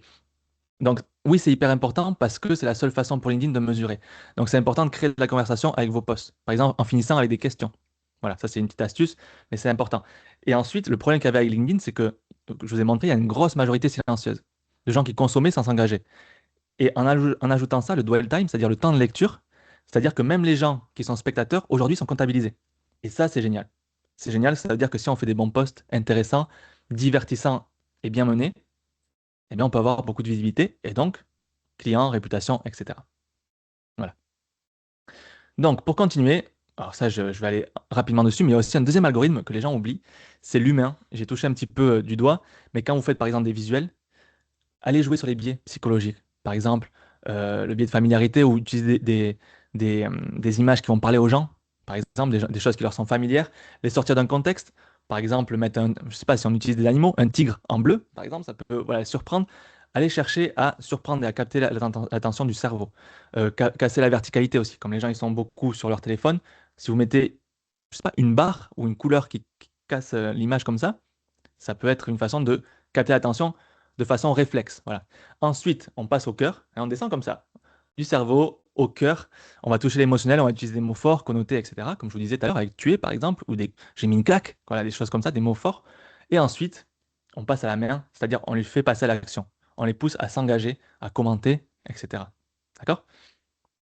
Donc, une fois qu'on a vu ça, je vais vous parler rapidement. Alors, c'est un concept de la flywheel qui, en gros, c'est la spirale marketing. Et pourquoi aujourd'hui le monde a changé. Et le pouvoir du personal branding, création de contenu, c'est là qui s'exprime. C'est-à-dire qu'avant, on faisait ce qu'on appelle les tunnels de vente. On faisait du marketing, de la communication. On allait capter des gens intéressés ou pas, des prospects. On les qualifiait, on leur faisait notre speech de vente et ils devenaient clients. C'était comme ça. C'était linéaire. Aujourd'hui, c'est devenu une boucle. C'est-à-dire qu'on va attirer les gens avec, du contenu. C'est des gens qui sont étrangers, qui ne nous connaissent pas. Et ils vont être exposés une fois, deux fois, trois fois. On estime qu'il faut être exposé, je crois, 13 fois à des contenus pour pouvoir devenir client, en moyenne. Ou 9 fois, je ne sais plus. Bref, vous comprenez l'idée. Donc les gens, ils vont venir, ils vont voir nos contenus, ils vont nous découvrir. Oh, c'est sympa. Oh, je vais commencer à m'engager, à commenter, à le suivre, à m'abonner. Ouais, petit à petit, en fait, ils vont rentrer là-dedans, devenir des prospects. On va les divertir avec du contenu, on va continuer à proposer plein de choses, plein de thématiques, plein de façons d'aborder aussi. On va parler à la fois de nos expertises, mais à la fois de notre personnalité, de ce qu'on porte comme vision. Et petit à petit, en fait, ils vont rentrer dans cette spirale. Ils vont devenir passer d'étrangers finalement à clients, puis à ambassadeurs. Et en fait, pour vous donner un ordre d'idée, c'est un petit peu, vous voyez, je ne sais pas si vous connaissez ce schéma c'est Da Vinci qui a essayé de faire un hélicoptère, un schéma d'hélicoptère de l'époque. Mais en gros, il ne faut pas la voir simplement comme ça, la spirale. En réalité, ce n'est pas juste une spirale, c'est une spirale ascendante. C'est-à-dire qu'elle se nourrit et elle se permet de décoller. C'est-à-dire qu'elle fait comme ça, plus vous créez du contenu, plus vous attirez des gens, plus ça va vous pousser, ça va vous faire donner clients, plus ça va vous apporter encore plus de contenu, etc., etc. Vous voyez? Donc c'est pour ça que c'est aussi fort, c'est une stratégie certes moyen-long terme, mais qui se nourrit. Et en fait, cet effet boule de neige, une fois que vous tenez la cadence, je conseille moi de faire au minimum 3 posts par semaine sur LinkedIn pour être visible. Une fois que vous faites ça avec cohérence, régularité et qualité, derrière, vous êtes inarrêtable en réalité. Et ça, c'est pour ça que c'est très fort. C'est pour ça que des gens comme par exemple, si on prend Elon Musk, qui est la première fortune au mondial, pourquoi il communique en son nom? C'est parce qu'en fait, il sait que malgré le fait qu'il soit riche aujourd'hui, il a besoin d'avoir une communauté, de communiquer en son nom. Et, euh, et d'ailleurs, du coup, il pourra ouvrir n'importe quel business aujourd'hui. Les gens le suivront parce que c'est Elon Musk, parce qu'il a sa marque personnelle. Ensuite, bon, je vais aller vite parce que je vois Justement, que... Sébastien, on a une question pile poil par rapport à faut-il communiquer en son nom ou au nom de son Très bonne entreprise? question. C'était en tant que micro-entrepreneur, justement, il se demandait s'il fallait mieux créer un nouveau profil LinkedIn au nom de la micro-entreprise ou communiquer en tant que Hervé, puisque c'est Hervé qui nous écrit qui nous pose cette question. Voilà, si tu Excellente question. pouvais prendre cet exemple, justement. C'est une excellente question, justement, et c'est pour ça que je parlais d'Elon Musk. Et même moi, je communique en mon nom. Et les gens se lancent sur LinkedIn, parfois, ils voient pas de résultats avec leur page entreprise et avec leur profil personnel, plus de résultats. Et les gens croyaient au départ que c'était un bug de LinkedIn ou que LinkedIn avait en tout cas bridé les pages entreprises. C'est pas du tout le cas. C'est même l'inverse. D'ailleurs, c'est un petit peu mis en avant les pages entreprises. Pourtant, communiquer en son nom, ça fait plus de résultats en termes d'impression, de visibilité. Pourquoi? Et ça revient à ce que je disais au début, c'est qu'on n'est plus dans la même ère qu'avant où les entreprises étaient des divinités, entre guillemets, tu vois, mais qui étaient écoutées. Aujourd'hui, on veut des personnes qui incarnent leur entreprise plutôt que l'inverse. On veut des gens qui soient à notre hauteur. Et du coup, les gens vont plus écouter Hervé, chef d'entreprise, que l'entreprise de Hervé. Voilà, je ne sais pas si ça fait sens, mais du coup, c'est pour ça que je t'invite, Hervé, à vraiment communiquer en ton nom, à pas avoir peur de parler de ce que tu fais de ton entreprise, hein, aucun souci, mais à plus prendre la posture de chef d'entreprise plutôt que communiquer au nom de l'entreprise. Et tu verras, les résultats seront bien plus intéressants. Et c'est entre autres pour ça que, par exemple, Elon Musk communique pas avec un compte Tesla, mais il communique avec son propre compte Elon Musk. Parce que c'est beaucoup plus puissant, que les règles ont changé et qu'on veut de la proximité. et des gens qui incarnent. Voilà. Donc là, bon, je vous fais rapidement, c'est ce qu'on appelle une matrice de contenu. Pour reprendre l'exemple de Sébastiana qui était dans l'artisanat et la restauration, on peut prendre ici, vous pourrez faire pareil, les thématiques que vous avez pris, vos piliers de contenu, les 5 piliers de contenu qu'on a pris ou les 6. Vous mettez là, hop, elle c'est l'artisanat, la restauration, et ici on peut prendre des angles d'attaque pour créer vos posts. Parce que parfois ça peut être compliqué de trouver des idées, mais après ça peut être compliqué aussi de savoir comment les mettre en musique. Hop, là je vous prends des posts qui marchent à chaque fois, des formats, donc ça peut être des idées clivantes, produit A versus produit B, actualité polémique pour rebondir sur les actualités du jour, éducatif, pédagogique, enfin bref, astuces, conseils, vous comprenez ce qui se passe, et ça c'est un petit peu du... Alors c'est ce qui se passe derrière les scènes, backstage, et voilà, en fait, vous pouvez dire artisanat, je vais le mettre avec idées clivantes. Qu'est-ce que c'est les idées clivantes autour de l'artisanat? Les artisanats méritent d'être payés comme des médecins. Ça peut être un sujet de poste. D'accord ou pas d'accord, je ne sais pas, mais ça peut être une accroche hyper intéressante. Et ça, je peux vous assurer que ça va créer de l'intérêt. On peut parler de voilà, actualité polémique un petit peu, pourquoi les grandes enseignes comme Ikea tuent les petits artisans. J'ai fait une faute d'orthographe. Bref, vous comprenez l'idée. Je vais aller un peu plus vite parce que j'ai encore pas mal de choses que je vais vous montrer. En gros, il y a plusieurs types de posts. Des posts qui vont divertir, éduquer, inspirer ou convaincre. Donc ça, vous inquiétez pas, vous aurez tout ça dans la présentation. Vous voyez, pour vous dire un petit peu où vous pouvez tout mettre et visualiser. Pour convertir, ça va plus être des témoignages clients, des vidéos démos, des posts promotionnels. Mais après, pour éduquer, divertir, ça peut être plus des sondages, conseils, astuces, etc., etc. Ça, vous y aurez accès, ne vous inquiétez pas. Et en gros, en termes de proportion, on va dire que 60%, les 2 tiers de vos posts, ça doit être des posts qui vont divertir, éduquer, chercher un petit peu à mettre en avant votre expertise, votre notoriété, votre savoir-faire, mais de façon sympa, de façon légère.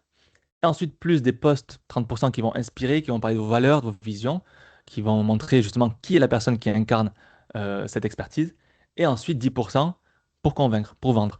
Euh, donc voilà, moi je sais que généralement je vends fin du mois, parce que c'est là où les gens achètent le plus pour mon propre business. C'est aussi une affaire de test, hein. Il faut faire beaucoup de tests. Et du coup, le 10% va se retrouver à la fin du mois. Donc, à vous de gérer tout ça, à vous de faire à votre façon, mais c'est plus ou moins un ordre d'idée pour se rendre compte de comment organiser tout ça. Donc, des choses à Mais ne pas faire. justement, Oui, je rebondis juste rapidement sur ce que tu bien viens de sûr. dire. Je pense que ça répond bien à une des questions qui a été posée, de savoir pourquoi ça ne décolle pas, parce qu'il aimerait bien savoir comment faire pour que ce soit intéressant. En fait, je pense qu'il faudrait regarder ce graphique pour répondre à sa question. Oui, Je reviens bah, juste vite fait sur ce qui a été dit, voilà, parce que la personne se demandait comprendre comment faire des posts intéressants, car jusqu'à présent, ça ne décolle pas, contrairement à son Facebook et son Instagram. Donc intéressant. peut-être que c'est une question aussi de cet équilibre dont tu parles. Ça peut être ça, parce que souvent l'erreur que les gens font aussi, c'est qu'ils parlent trop de leur expertise, ils parlent trop euh, dans un langage aussi d'expert, trop pour leur pair, P-A-I-R-S. Il ne faut pas oublier que vous parlez aussi, et surtout, pour votre cible. Donc les gens, ils ont peur aussi de passer pour des gens qui ne connaissent pas. Donc ils vont parler en langage technique. Votre cible, elle veut pas le langage technique, elle veut le langage compréhensible. Ça peut être une des choses. Et ça peut être aussi que justement, on oublie cet angle divertissant, en tout cas, qui a capté l'attention. L'angle d'attaque, on va dire. Là, j'aurais pu faire un post, par exemple, pour Sébastiana, les 5 raisons d'acheter chez un artisan. Ça peut marcher. Mais si je dis plutôt arrêtez d'acheter chez Ikea parce qu'ils tuent les artisans, et que j'explique derrière pourquoi il vaut mieux aller acheter chez un artisan, c'est pas pareil. L'angle est différent. Et ça permet justement de capter l'attention au départ. Rappelez-vous de ce que j'ai dit au début, la monnaie, l'or du jour, c'est l'attention. Donc voilà, ça peut être aussi ça. Ça peut être un problème d'équilibre entre la répartition de tout ça et un problème finalement de juste construire des posts. Donc voilà, évitez aussi rapidement dans les posts LinkedIn de mettre des liens, parce que ça empêche, ça bride la visibilité. Pourtant, si vous voulez vendre, vous verrez mes derniers posts, ils font beaucoup moins de vues, mais ils ont des liens. Parce que si les gens veulent acheter, la façon la plus facile de faire, c'est de mettre un lien quand même. Donc voilà, votre 10%, n'hésitez pas à mettre des liens, mais si vous voulez faire de la visibilité, mettez pas de lien. Mettez pas de hashtag, ça sert plus à rien. Pensez à aérer les textes, à sauter des lignes, à alterner entre paragraphe court, paragraphe long aussi, il faut que c'est de la rythmique. N'identifiez pas trop de comptes, ça sert à rien de mettre plein de gens identifiés sur un post pour qu'ils viennent commenter. Ça va juste harceler les gens. Et évitez des phrases trop longues. Rappelez-vous, la plupart des gens vont le lire sur le téléphone. Il faut que ça soit facile à consommer. Idéalement, il faut même que le texte de votre post rentre sur un écran. de smartphone. Voilà. Donc, je vais vous montrer rapidement des exemples. Alors, est-ce qu'il nous en reste beaucoup? Allez, je vais aller vite, mais pour vous rendre compte un petit peu aussi l'importance de recycler. Je vous ai dit hein, que de toute façon, je vous montrerai tout sans limite. Regardez, ça c'est mes posts. Un des posts que j'avais fait il y a quelques temps, donc il y a 3 ans. 60-30-10, c'est un principe de visuel. Donc, qui a dit que c'était mes mensurations? Vous voyez, donc j'utilise aussi des mots connotés, hein. Mais en gros, ce post, pour vous rendre compte, donc à l'époque, j'avais mis en plus cet homme en, en photo de couverture. Et voilà, c'était un post que j'avais fait, un carrousel de l'époque. Il avait fait 400 likes, ce qui est très très bien, 84 commentaires, 5 partages, c'est génial. Alors, vous voyez pas ici les vues parce qu'il est un peu vieux, mais en gros, il avait fait 35 000 impressions. Donc moi, je me Le suis dit, oh, six-pack fait vendre. c'est ça, c'est ça. Mais on va voir, là, je pense que là, l'attention, pour le coup, on le garde, hein. Ça, pour capter l'attention, on est pas mal. Ce post avait fait 35 000 impressions. Moi, je me suis dit, oh, un post qui fait beaucoup de likes, beaucoup de commentaires, beaucoup d'impressions, je le garde sous le coude. Parce que quand un post est comme ça, les gens, la plupart du temps aussi, vont avoir peur de reposter leur contenu. Faut pas avoir peur de ça. Si vous avez un atout qui marche et des commentaires, des contenus pardon, qui marchent, gardez-les sous le coude et dans 4, 5, 6 mois, republiez-les. Parce que leur potentiel est toujours là. Et je vais vous donner une comparaison. Je l'ai republié alors il y a quelques temps, s'il veut bien fonctionner. Ah mince, je repartais en arrière. Hop, je vais essayer de vous montrer s'il veut bien marcher. Oh, ne t'énerve pas, Sébastien, ne t'énerve pas. Voilà. En fait, on peut recycler ces posts. Vous voyez, le texte, c'est quasiment le même. Par contre, j'ai rechangé un peu la forme. Je l'ai remis avec un autre style cette fois-ci. Alors là, j'ai pris une sorte d'image faite avec l'IA, un petit peu dessinée de Marilyn Monroe. Donc j'ai restylisé dans un nouveau style et j'ai republié. Et cette fois-ci, on n'a pas fait 35 000 impressions, on a fait 800 000 impressions. Donc pour ceux qui se disent, j'ai peur de recycler de mes posts, je pense que les gens vont se rendre compte, rappelez-vous que vous n'êtes pas le centre du monde. C'est dur à dire, hein, mais c'est qu'on se dit, tiens, si je fais les mêmes posts ou quoi, les gens ils vont se rendre compte. Non, en réalité, les gens oublient très vite. Si vous essayez de vous souvenir de, je sais pas, l'avant-dernier post de votre créateur préféré, vous savez pas. Donc, faut pas hésiter à ça. Et surtout, si c'est un post intéressant, il mérite d'être montré à plein de personnes. Et c'est ce que je me suis dit en créant ce post. Je me suis dit, il a eu de l'intérêt il y a quelques années. Et tous les 6 mois, en fait, je le republie. D'une façon un petit peu différente, d'un style différent, mais je le republie. Et là, voilà, on se retrouve avec un post qui fait près de 3000 likes, 200 commentaires, 80 publications, 800 000 impressions. Ça aurait été trop bête que je me prive de ça. Et c'est ce qui fait, entre autres, le succès aussi des grands créateurs, c'est que ils utilisent, ils recyclent leurs posts. Ça vous permet aussi de pas avoir à écrire tout le temps des posts, à en créer de nouveaux tout le temps. S'il y en a qui fonctionnent, gardez-les et republiez-les plus tard. Voilà. Donc je voulais vous rassurer sur ça aussi, c'est un point important. N'hésitez pas à recycler. Pour transformer vos abonnés en clients, la triade des social media, c'est proximité, confiance et autorité. Donc, n'hésitez pas à faire des posts qui créent la proximité de confiance et qui vous mettent aussi en position de leader d'opinion.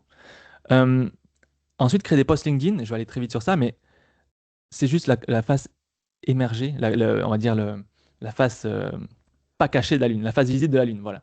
La face cachée de la Lune, c'est en réalité l'engagement. Allez vous engager avec les gens, allez créer du lien, allez commenter chez les autres. Si vous voulez, c'est un biais psychologique, biais de redevabilité. Si vous donnez à quelqu'un, il aura plus de facilité à vous donner à vous en retour. Donc, si vous voulez l'engagement chez vous, allez vous engager chez les autres. Allez échanger en commentaire, en message privé aussi. Créez du lien, créez votre réseau et vous verrez que petit à petit, pierre après pierre, ben, en fait, vous allez avoir des gens qui vont revenir tout le temps sur vos posts, vous pousser, vous présenter aussi des nouveaux clients, enfin, etc. C'est du réseau. LinkedIn, c'est avant tout du réseau et il ne faut pas passer à côté de ça. Être régulier, consulter les gens qui visitent votre profil, aller les démarcher et voir ce qu'ils peuvent faire. Allez, très vite, je vous montre aussi un outil, LinkHub, que j'utilise. Ce n'est pas du tout un outil que je suis affilié auquel je suis affilié ou quoi que ce soit, mais c'est pour vous rendre compte aussi que malgré que moi j'ai une grosse audience, je vais quand même m'engager chez les gens, je vais quand même commenter. J'utilise un outil pour le faire qui s'appelle LinkUp, qui est très bien développé et qui permet de traquer en fait. Donc je fais 3 listes, les ambassadeurs, les gens qui viennent commenter régulièrement chez moi, mes concurrents et ma niche, et ça je vous invite à le faire. Il faut aller commenter chez votre concurrent et votre niche. C'est pas des adversaires, c'est pas des ennemis ou des gens qu'on doit détester. Au contraire, ils font le même travail que vous. Mes concurrents, ils sont sur ma niche, ils font la même chose, ils font une audience. Et du coup, j'ai tout intérêt à me rendre visible à leur audience aussi. Donc, et après, j'ai les créateurs au potentiel. Je me crée 3 listes et je vais aller les commenter chaque jour. Et vous voyez, pour vous donner un ordre d'idée, mes commentaires sur les 30 derniers jours, et pourtant je ne suis pas un très bon exemple, ont fait 90 000 impressions, juste avec des gens qui commentent. Donc ça aussi, c'est un pouvoir pour vous rendre visible. Vous voyez, en 3 commentaires chez Jeanne Gaillot, par exemple, 26 000 impressions. Donc, je vous l'ai dit, hein, je vous montre tout, hein. Donc, n'hésitez pas à aller commenter aussi, parce que vous verrez que ça, sur le long terme, ça va être hyper important de faire ça, et ça va vous apporter beaucoup de résultats. Je reviens sur ça. Hop, je vais très vite. Ça va, vous tenez le coup, parce que je sais que j'accélère, parce que j'ai vu qu'il était 11h05. Je prendrai le temps qu'il faudra pour vous répondre aux questions, vous inquiétez pas. Oui, on a mis en pause les petites questions et puis on te laisse Ah, continuer et terminer, conclure. Enfin super. voilà, aller jusqu'au bout, on a beaucoup Je- d'encouragement, c'est très intéressant en tout cas. Cool, c'est génial, c'est génial. Bon, il y a plus ou moins 3 façons de vendre sur LinkedIn en parlant de vos produits. Il ne faut pas avoir peur d'en parler. Allez voir mes derniers posts, ils font très peu de likes, mais je parle de mes produits, ils ont fait beaucoup de ventes.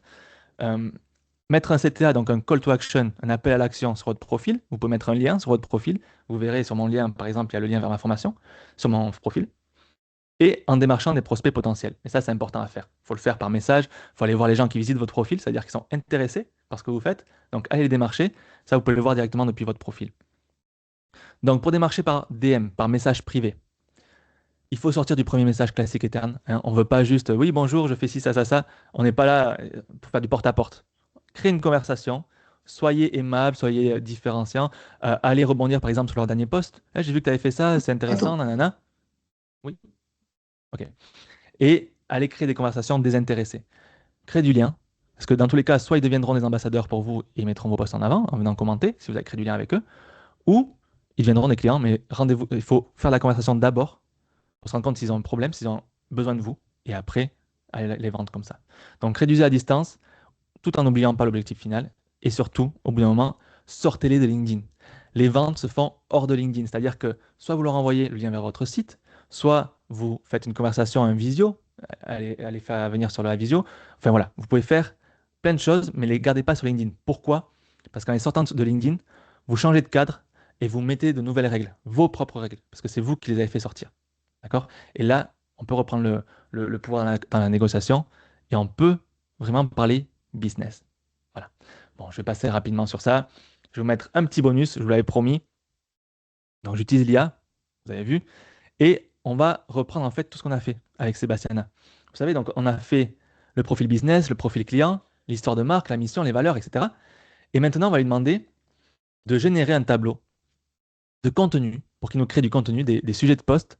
En quelques secondes, on va créer une vingtaine, une trentaine de posts. Donc, ça va vous faire 2-3 mois de contenu en se basant sur les difficultés que notre cible rencontre, les aspirations, objections et outils conseils. Pourquoi je mets la cible au centre? Rappelez-vous ce que je vous ai dit. On veut communiquer pas pour nos pairs, PAIRS, mais pour notre cible. Si on veut que notre post, notre contenu leur parle et qu'il donne envie d'acheter, il faut que ça parle à notre cible. Donc, on va reprendre, je vous invite à faire vous, pour le faire de votre côté, reprendre toutes les infos qu'on a vues dès le départ, hein, les fameux 4 icônes là, et ajouter ce prompt. Vous l'aurez dans la présentation, donc vous pourrez l'ajouter. Donc, je vais le faire devant vous, hein. On va reprendre, donc ça c'est toutes les informations sur Sebastiana, depuis le début. Je vais aller sur Claude, moi j'utilise Claude, vous pouvez utiliser ChatGPT. Et je vais copier-coller, ok. Vous voyez toutes les informations. Sebastiana, 31 ans, blablabla, histoire de marque, ok. Et je vais aller ajouter ce prompt ici. Génère un tableau de contenu avec les colonnes suivantes. Hop, alors que je vous montre ça. Hop, copier. Et ça tombe très bien car on avait la question de savoir si quand on crée des publications avec ChatGPT, ça ne fait parfois pas assez professionnel. Donc avec cette démonstration, là, tu démontres le contraire. Ouais, je pense que je vais revenir sur ce sujet parce que c'est hyper intéressant justement. Oui et non. La réponse est oui et non. Mais je vais expliquer. Trop, trop bien, très intéressant. Du coup, voilà, génère un tableau de contenu. J'ai rajouté ça à la suite. Et hop, en quelques secondes, il va pouvoir, vous allez voir, hein, c'est sous vos yeux, je triche pas, nous créer du contenu. Pam, pam, pam, pam, pam. Et là, on va se retrouver avec des dizaines d'idées de contenu, vous voyez? Et c'est ciblé, c'est fait de façon intelligente. Trouver un artisan de qualité de confiance. Comment être sûr que l'artisan respecte ma vision? Vais-je trouver exactement ce que je cherche? Quand je vous parlais de langage intérieur, de ce que les gens se disent dans leur tête, sa cible, ça c'est de l'or. Et voilà, poum, poum, poum. Alors, là, c'est pas très bien fait en plus, on peut faire mieux. Mais en gros, on peut se trouver, vous voyez, tout ça, c'est des idées de contenu. En plus, à nous proposer comment faire, sur quels réseaux sociaux, les formats clés. les visuels avant-après, etc., etc., le temps, le positionnement, montrer votre passion, votre parcours. Voilà, il s'est adapté à tout ce qu'on a mis. Donc, c'est extrêmement calibré, hein. C'est pas juste fais-moi un plan de contenu. Non, non, c'est calibré à Sebastiana et à ce qu'elle fait. Créer un intérieur cohérent, ancien, plus contemporain. Euh, Harmoniser les styles anciens et contemporains avec des mood boards un petit peu sur le style de Louis XVI, etc. Tout ça, autour des difficultés, aspirations, objections, outils et conseils. Voilà. Donc, avec ça, on est paré. Euh, et donc, je vais passer du coup sur la partie questions-réponses. Euh, Juste, j'espère que ça vous a plu déjà.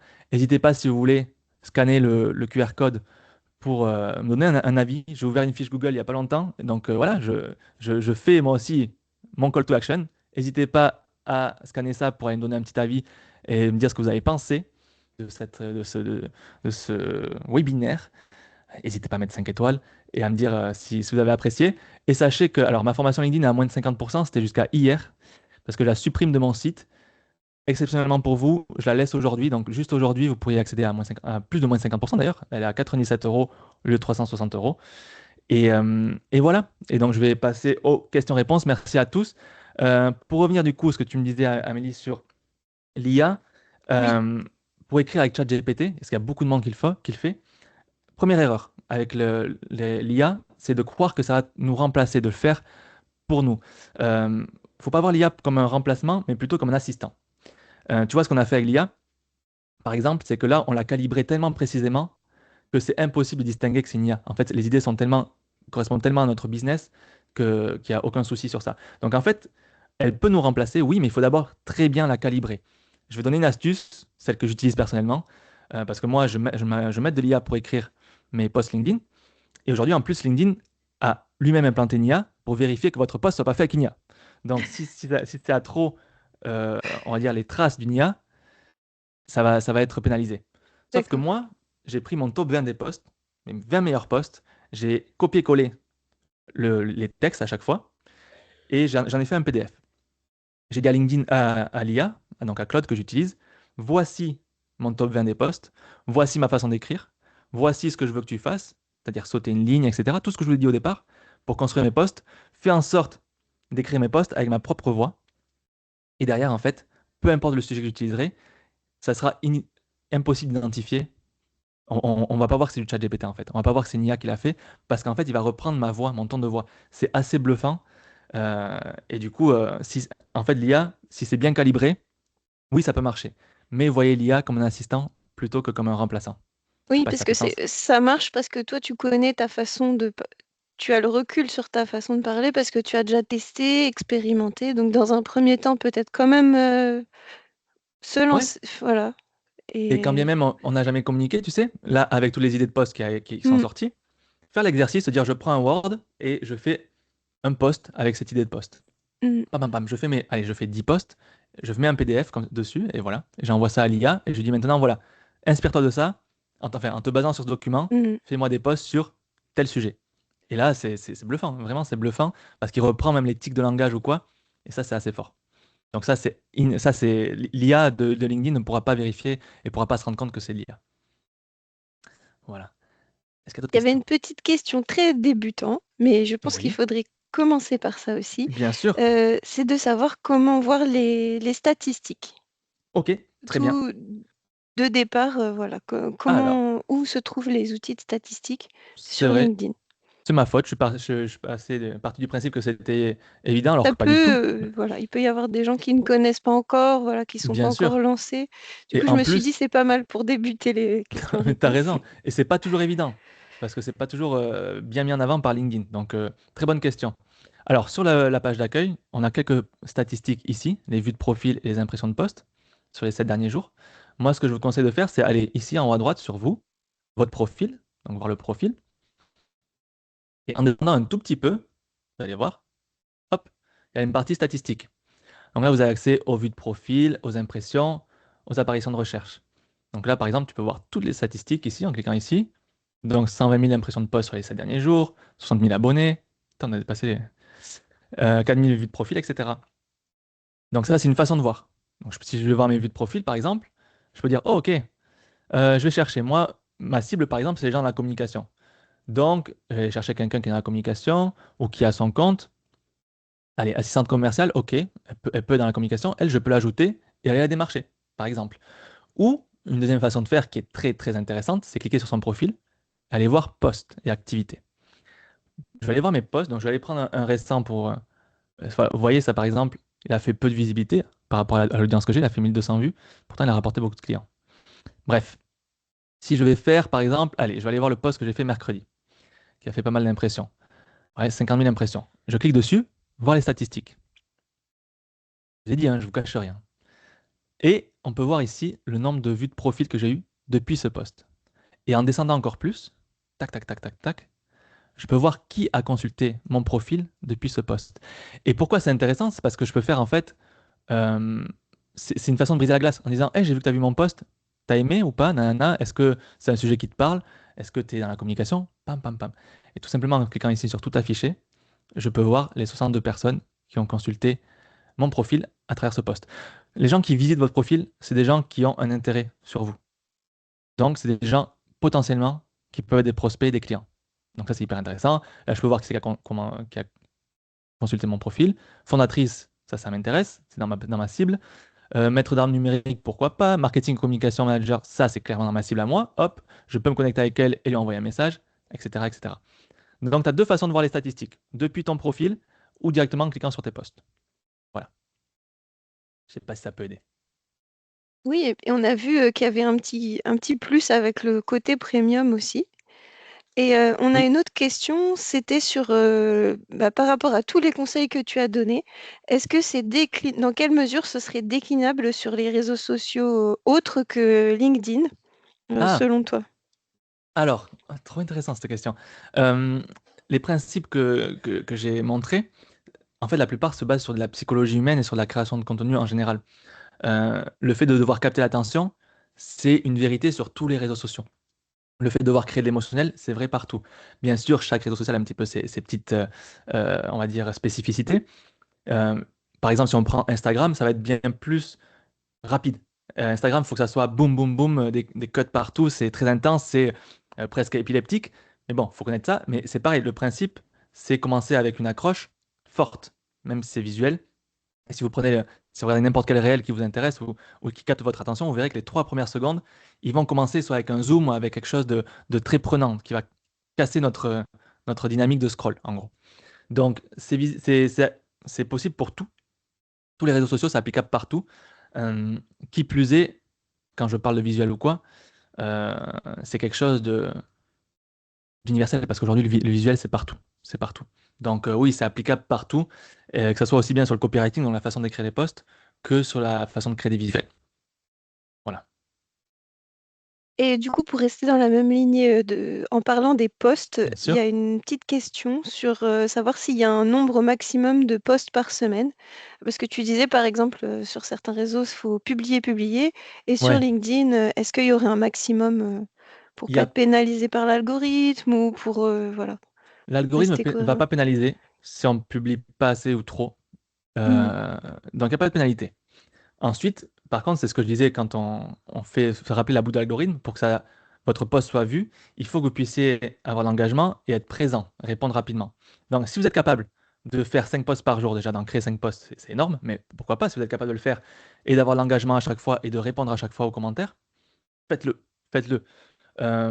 Mais la plupart du temps, c'est vrai que c'est compliqué. Et surtout, plus on est visible aussi, donc plus potentiellement on peut être vu par des personnes, mais plus aussi on peut lasser. Donc voilà, c'est à vous de trouver le juste équilibre. Il y en a qui disaient à une époque qu'il fallait publier 3 fois par jour. Je pense que ça dépend beaucoup des business, des niches et surtout des façons de faire. Il n'y a pas de façon parfaite, mais vous ne serez pas pénalisé si vous faites beaucoup ou peu de posts. Par contre, je conseille, moi, de faire au moins 3 posts par semaine parce que le temps sur les réseaux sociaux est un peu différent. C'est un peu différent que dans la vraie vie. Si on est absent une semaine sur les réseaux sociaux, c'est très long. Le temps est, voilà, est un petit peu s'expanse. Non, c'est pas le bon mot, mais voilà, c'est temps beaucoup. Et du coup, en étant au moins 3 fois présent sur LinkedIn par semaine, lundi, mercredi, vendredi par exemple, on est là toute la semaine, donc on est vu toute la semaine et les gens ne nous oublient pas. Donc voilà, mais le plus important, avant tout, avant la quantité, ça va être la régularité. La régularité va être très très importante parce que, encore une fois, biais psychologique, le biais de familiarité, plus on est vu, plus on a l'impression de faire partie de l'environnement des autres, et plus ils vont nous faire confiance. C'est la même raison pour laquelle McDonald's ou Coca-Cola, qui sont des monstres en termes de marque, pourtant ils font quand même de la publicité. C'est bizarre, non? Ils n'ont pas besoin de faire de la publicité après tout. Eh bien si, parce qu'en fait, plus ils vont être vus, plus ils vont faire partie de l'environnement de leur cible, et plus il y aura des ventes. Donc 3 fois minimum, je conseille. En dessous, ça peut être compliqué par semaine.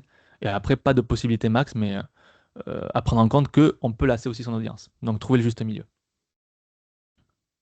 Après, il y a beaucoup de questions, donc je vais essayer de les réunir par Super, thématique. super. Je Et vais prendre le temps qu'il faut, hein. voilà, donc il y a deux questions qui peuvent être réunies. Il y en a une par rapport au carrousel, parce qu'il y a une personne qui aimerait booster ses carousels. Alors je vais Ok. lire la question exactement. Dès que je la retrouve, je reviens dessus. Comment booster un post avec un carrousel? Le boost est disponible uniquement pour les posts au format texte, image unique, de vidéos, d'articles avec une visibilité publique. Ce qui est dommage car le carrousel est une arme puissante. Existe-t-il une parade? Donc là, c'est un petit peu plus pour les personnes qui ont plus l'habitude de poster, j'imagine que ça leur parle plus. Euh, Alors, je comprends pas trop le boost. le boost, je Euh, pense que ça veut dire faire de la publicité payante de quelque chose qu'on a posté, on a partagé ok, gratuitement et on souhaite payer en plus de ouais, cela, pour pour le que ce voir, soit ok. plus visible, il me semble. Alors, sur LinkedIn, c'est pas encore disponible, ça. Je D'accord. crois qu'ils en parlent. En plus, là, c'est vraiment récemment, ils en parlent depuis une semaine ou deux. Ça peut arriver. Pour l'instant, c'est pas disponible. Donc, Pour c'est pour l'instant, ça c'est 2 que, choses séparées et poster et faire une publicité sur LinkedIn, c'est tout 2 à fait, plateformes distinctes, en fait. tout à fait. Pour les D'accord, publicités, c'est le LinkedIn Campaign Manager. C'est quelque chose de complètement différent. d'accord. Donc, en gros, ça sera. Oui, ça va apparaître dans le feed, mais ça sera de la pub. Sur Insta, c'est possible de booster ses posts. Il me semble qu'aujourd'hui, c'est possible de booster aussi les carousels. Mais là, encore une fois, et je sais que je suis un Américain justement qui mise beaucoup sur ça, qui crée des carousels tous les jours. Poum, poum, poum, poum, poum. Mmh. Et dès qu'il y en a un qui surperforme, qui fait des chiffres au-delà de ce que la plupart de la moyenne de ses posts fait, directement, il va mettre de l'argent dessus pour le booster et le rentabiliser. Donc, par contre, c'est quoi la question? Est-ce qu'il y a un intérêt à faire ça, c'est ça? La question, c'était, comment faire trouver une parade pour pouvoir faire de la publicité, sur, sur des contenus, qui sont déjà voilà. Parce que je pense que la personne, elle aimerait faire de la publicité avec les posts qui ont bien marché. Ouais, ben, en effet, c'est faire les mesures, voir les posts qui ont le plus d'engagement, pas juste le plus Ouais, de vues, mais surtout le plus de commentaires. C'est important de voir les réponses qu'il y a en commentaire. Si on sent qu'il y a des posts qui suscitent un vrai intérêt, qui parlent à leur cible, c'est cela qu'il faut mettre en avant. d'accord. Moi, par exemple, si je devais en booster un, ça serait pas forcément ceux qui ont fait le plus de vues, comme celui-ci, quoique, hein, parce que lui, il peut me rapporter de la visibilité, mais si je veux celui qui me rapportera des clients, ça pourrait être, par exemple, alors, je vais aller voir dans mes documents. Euh, serait par exemple, tac, tac, tac, tac, tac, un de ceux-là. Donc hop, qui est en fait, donc c'est un petit storytelling, c'est une petite histoire que j'ai créée, qui en fait reprend justement les phrases que disent mes clients cibles dans leur tête. Et voilà, je prends un sûrement la fin de l'algo, nanana. Et celui-là, je pourrais le booster, parce que celui-là, c'est typiquement celui qui parle de ma cible et qui parle à ma cible. C'est pas celui qui fait le plus de visibilité, mais c'est celui qui va m'apporter le plus de clients, je le sais. Bon, il a fait quand même 30 000 impressions. Mais, euh, mais ouais, ça serait plutôt ça. Donc la parade, je sais pas. Il me semble que tu peux booster quand même tes carousels sur Instagram. Euh, donc Oui, voilà. mais du coup, sur LinkedIn, c'est pas forcément C'est pas encore applicable. disponible. Non, non. Après, on a eu beaucoup de questions sur quand tu as parlé des liens, du fait de ne pas mettre des liens sur les Oui, publications. Et on a eu beaucoup de réactions aussi, de suggérer de les mettre en commentaire. Il y en a qui ont ok. parlé de description, donc peut-être qu'il y a une partie description dans certains formats. Ouais. Je ne sais pas si tu peux nous en parler enfin, comment, à un moment donné, si on veut les sortir de LinkedIn, comment on partage un lien? Comment ça se passe en fait? C'est Est-ce que c'est pénalisé aussi de commenter quelque chose avec un lien? Voilà, cette question des liens, comment ça fonctionne? intéressant. Mais C'est vaste. officiellement, LinkedIn a fait, parce que tout le monde a dit depuis toujours que les posts avec des liens faisaient moins de visibilité. Et dans les faits, quand on voit, ils font voilà, 1200 impressions. Pour moi, c'est très peu par rapport à l'audience que j'ai. Parce qu'ici, vous voyez, j'ai mis un lien ici. D'ailleurs, j'en ai mis Mm. un ici aussi. Euh, LinkedIn a fait une annonce officielle en disant non, l'algorithme ne pénalise pas les posts avec les liens. J'ai plusieurs théories à ce sujet. C'est que, en gros, vous savez, pour booster un post, pour qu'il soit bien noté, il faut qu'il y ait des likes, des commentaires, etc. Et je pense que quand on met des liens, il comptabilise en plus le nombre de clics qu'il y aura sur un lien. Donc, si pas beaucoup de gens cliquent sur le lien, donc ça rajoute en fait une condition. C'est pour ça que ça peut être compliqué. Et là, on peut voir maintenant dans les statistiques, par exemple, que hop, la visite des liens ici, c'est cliquable. Tu vois. On peut voir le nombre de clics qu'il y a eu sur les liens. Donc, c'est comptabilisé. Ça veut dire que ça peut pencher dans la balance. Euh, Ensuite, il y a beaucoup de gens qui utilisaient en commentaire, en premier commentaire, ils disaient souvent, justement pour pas pénaliser, pour pas que ça soit dans la description du post, du coup, dans le texte, ici, ils le Mm. mettaient en commentaire. C'est une façon de faire. Honnêtement, j'invite à faire les deux. Là, par exemple, ici, j'ai pas mis dans le post, mais c'est possible que je l'ai mis dans les commentaires. Si je me trompe pas, voilà. Ah non, j'avais fait Mhm. du coup la publicité pour ce webinaire. Oui. Donc, j'invite à tester les deux. Il n'y a Mm. pas de bonne ou mauvaise réponse. En réalité, c'est sûr que si on met un lien dans un post, dans la description ici, on prend le risque d'avoir moins de visibilité. Mais il faut savoir ce qu'on veut. Est-ce que ce post a l'intention de faire de la visibilité ou faire de la conversion? Euh, je vais être très cash. Ces deux posts là, 1200 celui-là il a fait 1200 vues, je crois, et celui-là 2000, donc 3000 impressions. Alors que quelques jours avant, mon carrousel, où était-il, faisait 50 000 impressions. Eh bien, celui-ci qui a fait 50 000 impressions m'a rapporté peut-être deux clients, donc il m'a rapporté peut-être 180 euros. Et ces deux posts ici, qui ont fait au cumulé 4 000 impressions, donc 10 fois moins, m'a rapporté peut-être 10 fois plus d'argent. On est autour ouais, de 10 ventes. Donc, c'est dire à quel point, en fait, faut pas avoir peur des statistiques non plus. Faut pas être trop accroché. Faut se détacher un petit peu de ça. Et surtout, ce qui compte, c'est l'intention derrière le post. Mm. S'il y a des posts qui sont faits pour la conversion, autant y aller à fond, faciliter la tâche, mettre le premier lien assez haut pour que les gens le voient Oui. assez vite et le rappeler à la fin. Moi, j'aime bien le rappeler à la fin. Mais voilà, pas avoir peur de ça. Voilà, je sais Donc, pas si ça il y a répond. énormément de questions, mais il y a un sujet brûlant qui revient sans cesse. Dites-moi, dites-moi. Donc, c'est le duo, en fait, ou l'opposition ou l'alliance entre la page entreprise Ok, et s'exprimer en son propre nom. Donc, je vais te lire tous les commentaires qu'il y a eu à très ce bien, très bien. sujet. Voilà. Si l'on crée une page pro autant entreprise, comment reprendre les posts de sa page perso où l'on avait communiqué sur sa société? Est-ce qu'on garde ses, ses followers, entre guillemets, j'imagine, les personnes qui ont déjà, qui suivent la page entreprise? Ensuite, on a des questions sur, je remonte encore un peu, le sujet avait fait débat dans le chat un Ok, petit peu. ok, très Je vois intéressant. beaucoup d'entreprises qui postent des produits. Est-ce que ça peut attirer des nouveaux clients? Donc ça, c'est quand on parle de la page d'entreprise. Est-ce que du coup, euh, est-ce qu'il faut faire les deux ou est-ce que c'est une perte de temps de relayer seulement? Donc, y a-t-il un intérêt à avoir une page entreprise sur LinkedIn? Dans ce cas, voilà, est-ce qu'il faut juste relayer le contenu qu'on fait sur sa page entreprise? Est-ce qu'il faut faire les deux? Est-ce que c'est une perte de temps? Donc voilà, je réunis tout ça sous un même thème. C'est très bien. Euh, Comment allier, voilà, comment trouver son équilibre entre ce qui va sur la page entreprise et s'exprimer en son propre nom.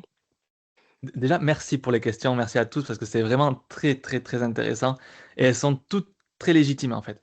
Comme je vous disais, pour moi, la grosse force, c'est de communiquer en son nom. Pourtant, quand on va vouloir par exemple faire de la publicité sur LinkedIn, c'est vrai que c'est bien d'avoir une page entreprise parce que c'est la page entreprise qui peut faire de la publicité. Et surtout, si on a une page entreprise avec zéro abonné, c'est vrai que ça apporte pas forcément confiance pour les produits. Donc, c'est vrai que si on peut faire les deux, tant mieux. Moi, ce que je fais, je communique à mon nom, clairement, c'est là où je fais plus de visibilité, c'est là où j'ai le plus de résultats. Mais par exemple, j'ai une page entreprise pour un de mes produits qui s'appelle la Canva Academy. Et en fait, là, vous voyez, j'ai ce petit onglet. C'est mon personnage. Mais je peux communiquer en fait avec toutes mes pages entreprises. Ça, c'est tous les produits que j'ai pu créer. Et par exemple, ce carrousel, qui peut, parce que j'apprends aux gens à faire des carousels avec la Canva Academy, mais en fait, ça peut être intéressant que je le publie sur ma page. Donc, ce que je vais faire, c'est que je vais simplement ici communiquer en mon nom et par exemple le republier. Du coup, quand vous allez arriver sur ma page entreprise de la Canva Academy, vous verrez les posts de la page et vous verrez que très souvent, je repartage, en fait tout le temps même, les posts de ma page personnelle. Ce qui fait qu'en gros, ça donne un petit coup de boost à mon post sur ma page personnelle, donc c'est pas désagréable, et ça garde ma page entreprise active, parce que ça compte un petit peu comme des posts, même si c'est que des partages, ça compte comme des posts. Et la page a 783 abonnés, c'est pas énorme, mais c'est toujours ça. La page entreprise est intéressante aussi pour suivre les statistiques, parce que là justement on a accès à des choses très détaillées. Bon, là il n'y a pas grand-chose à voir à se mettre sous la dent, mais bon. Donc on peut faire les deux, à choisir si vous avez, parce que en fait la plupart des gens aussi ont leur expertise. Si vous êtes artisan, si vous êtes consultant ou quoi, vous avez peut-être, votre expertise c'est d'accompagner les gens, de travailler sur des produits, donc vous ne pouvez pas passer votre temps sur LinkedIn. Et c'est facile de passer beaucoup de temps sur LinkedIn, croyez-moi, parce que c'est un réseau social et c'est fait pour ça. Donc si vous devez miser sur une chose, priorité sur votre profil, pour toutes les raisons que j'ai dit avant. Ensuite, vous pouvez communiquer en duo sur la page entreprise, parce qu'il y a un intérêt, du coup, si je devais faire aujourd'hui de la pub, j'aurais 783 abonnés, donc ça serait cohérent. Ce ne serait pas une page qui sort de nulle part. Mais voilà, moi, ce que je vous conseille de faire, c'est de communiquer en votre nom et de vous servir de votre page entreprise ici, encore une fois, sur vos posts, en allant chercher, par exemple, le grand saut, qui est ma page entreprise, et je peux commenter, je peux donner de la force à mon post, je peux le repartager ou quoi. Donc ça, c'est un petit hack que je peux vous donner, une petite astuce. Mais vraiment, ça sera le plus efficace. Je pense que si vous lancez à fond sur votre page entreprise, ça peut être très difficile. Parce qu'une page entreprise, c'est froid, c'est très robotique. Sauf si vous trouvez à donner une personnalité à votre page entreprise. Je ne sais pas si Burger King communique sur LinkedIn, je ne crois pas. Mais Burger King, par exemple, ils ont un vrai ton de voix. Vous voyez, 600 000 abonnés sur LinkedIn.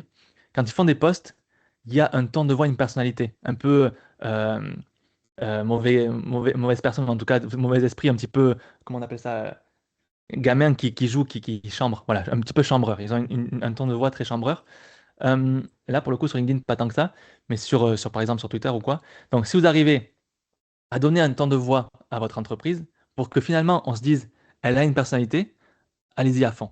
Certains business sont faits pour ça, sont faciles à faire pour ça, ou même d'autres, pas forcément. Mais, euh, mais ouais, plutôt dans ce sens-là. Plutôt d'abord, profil perso, ça sera plus facile. Et si vous voulez vraiment faire avec votre page entreprise, traitez-la comme si c'était une page perso. Donc donnez-lui une personnalité, faites tout le travail qu'on a fait au départ. Est-ce que c'est très clair? Je ne sais pas si c'est très clair. Je ne sais pas si je vous ai perdu. Oui, c'est très Dites-moi. clair. Ouais? Euh, Enfin, ça Ah, résume bien parce que c'est vrai qu'il y a beaucoup de choses qui ont été dites et puis tu l'as évoqué par moment, donc c'est vrai que voilà, c'est est-ce que ça sert? Enfin, ça dépend, la réponse c'est une est excellente question. et Ouais. t'as bien résumé la chose. Et il reste deux questions qu'on n'a pas encore traitées. Juste une très simple. Est-ce qu'il y a des groupes sur LinkedIn comme les groupes Facebook? Oui, oui, il y a des groupes depuis toujours, hein, mais c'est très peu utilisé. Mm, Et c'est rare de trouver des groupes rentables. Et mm, aujourd'hui, honnêtement, hein, c'était encore un peu en vogue il y a 2, 3 ans. Aujourd'hui, c'est mort. C'est mort, ça sert plus à rien. La seule chose que vous allez avoir malheureusement en rejoignant un groupe, si vous rejoignez par exemple le groupe du marketing digital français, c'est le créateur qui aura accès à vos profils et il va pouvoir vous contacter en fait. La plupart des gens mm. s'en servent pour ça. Ils créent des groupes pour pouvoir vous envoyer plein de messages de prospection derrière. Donc aujourd'hui, D'accord. malheureusement, LinkedIn, c'est pas très intéressant pour les groupes. Et en parlant de groupes aussi, petit aparté sur les pods, peut-être que vous avez entendu parler des groupes de pods. C'est des groupes où les gens se réunissent, des créateurs, et ils vont s'envoyer leurs liens vers les posts LinkedIn pour recevoir justement de l'engagement, etc. Dans un premier temps, ça peut donner de la visibilité, on peut avoir un effet positif, sauf que LinkedIn déteste ça, et les utilisateurs de LinkedIn aussi détestent ça. Quand ils voient que c'est de l'engagement factice, quand ils voient que c'est tout le temps les mêmes personnes qui viennent commenter, les gens n'aiment pas ça. Du coup, évitez de rejoindre ces groupes-là parce que ça va vous demander beaucoup de temps et au final, les résultats seront très faux parce qu'en fait, ce sera des gens qui viendront, ce sera toujours les mêmes.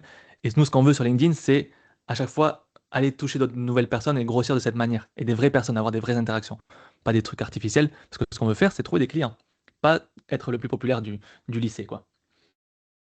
Ça peut être une belle conséquence. Voilà. Après, on a des petites questions par rapport à des bonnes pratiques. Ok, Donc, j'ai réuni 3 questions dans une. très bien. On avait une personne qui disait, bah, par exemple, est-ce que c'est une bonne idée ça peut être utile de promouvoir des produits numériques.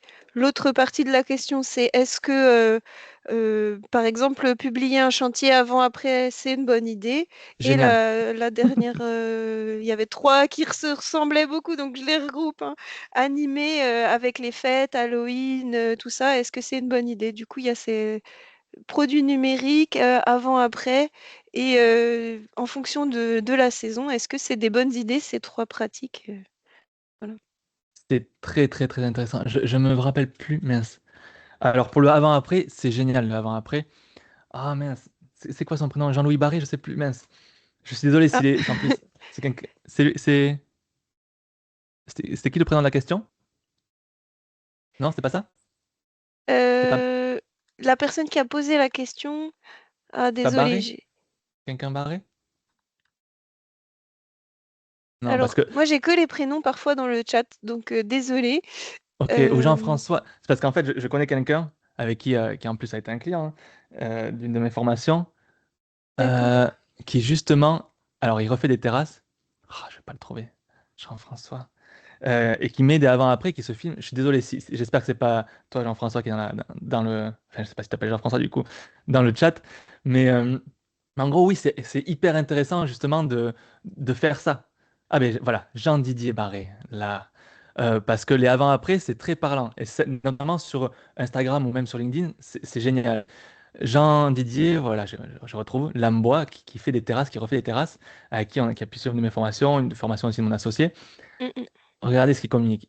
Il communique sur ses refontes et je peux vous dire qu'il est plein à craquer, hein. Parce qu'il n'y a pas beaucoup d'artisans comme lui qui prennent la parole. Donc il met un petit peu en avant ce qu'il fait, voilà, un petit peu ce qui se passe derrière son business, comment ça fonctionne, etc. Vous voyez, 77 likes, Mm. 27 commentaires, c'est Oui, oui, énorme les résultats qu'il fait. c'était Andrea, excusez-moi. Désolée, j'avais que le André, prénom. ok, Andrea, voilà. bon, parfait. Ok, bon, Je André, vois du coup, beaucoup d'entreprises qui postent des j'ai produits, pas confondu. chantiers vendus. Et est-ce que c'est bien et est-ce que ça va attirer des nouveaux clients? Voilà. Donc on avait cette Ça va petite attirer question. de nouveaux clients pour plein de raisons. C'est que déjà, ça montre ce que tu es capable de faire avant, après. Mm, Ça fait cet effet waouh. Et l'effet waouh, c'est ce qui capte l'attention. Et surtout, ça montre aussi comment tu fais dans ton quotidien. Et le fait de prendre la parole aussi comme ça en vidéo, on se rend pas compte. Moi, j'avais peur au départ de prendre la parole parce que ben, c'est tout bête, mais j'avais l'accent du sud-ouest et je sais que c'est pas l'accent qui est pris le plus au sérieux ou quoi. On s'en fout. C'est-à-dire qu'il y a des gens que ça va rebuter, hein, c'est pas grave, hein, mais il y a des gens qui vont apprécier ça. Et là, c'est pareil, c'est en fait, on s'attache à la personne, tu vois. Et quand on voit ce qu'il fait, quand on voit un petit peu, donc je vous mets la vidéo enfant là, hein, mais vous voyez qu'il construit la terrasse, comment il fait, il y a des petites accélérations, des petits moments de slow motion aussi, de fast motion, voilà, on peut voir ce qu'il fait, on peut voir le résultat qu'il va avoir. Et en fait, là, c'est une façon d'éduquer sur son expertise, de montrer ce qu'il fait et de montrer le résultat et de faire cet effet wow. Donc pour mm. moi, ça c'est génial parce que c'est déclinable. Regardez, 200 likes, 69 commentaires. Là, je peux vous dire que c'est une vidéo qui a fait au moins 10 000 impressions et il peut la dupliquer sur Instagram parce que c'est adapté aux deux réseaux sociaux. Donc un contenu, deux réseaux et là, il manquerait plus qu'un appel à action en commentaire ou en post ici, peu importe. Et en fait, là, derrière, ça convertit. Moi, je sais qu'il n'y a pas besoin de ça. Mais voilà, c'est clairement, Ouais. clairement à sa place. Je vous invite à aller suivre Jean-Didier Barré, parce que justement, ça peut vous intéresser, tous ceux qui sont dans l'artisanat ou quoi. C'est génial. Il a très bien compris comment faire. Et après, tu avais une première question, je ne sais pas si j'y ai répondu. Qu'est-ce que tu m'avais dit au départ? Oui, Pour la c'était de publicité, coup, si. c'était de regrouper le point commun entre tout ça, voilà, du avant-après, promouvoir des outils numériques, bah, ça peut être aussi de montrer le avant-après, d'utiliser cet outil. Et puis Tout avec à fait. les fêtes, voilà, souhaiter la bonne année, tout ça, ça se fait aussi sur d'autres réseaux. Est-ce que ça se fait aussi sur... Oui. D'ailleurs, ça, c'est un truc intéressant. Je ne sais pas si vous voyez ce que c'est les marronniers, ces fameux calendriers où il y a les événements, journée nationale de nanana, journée internationale de nanana.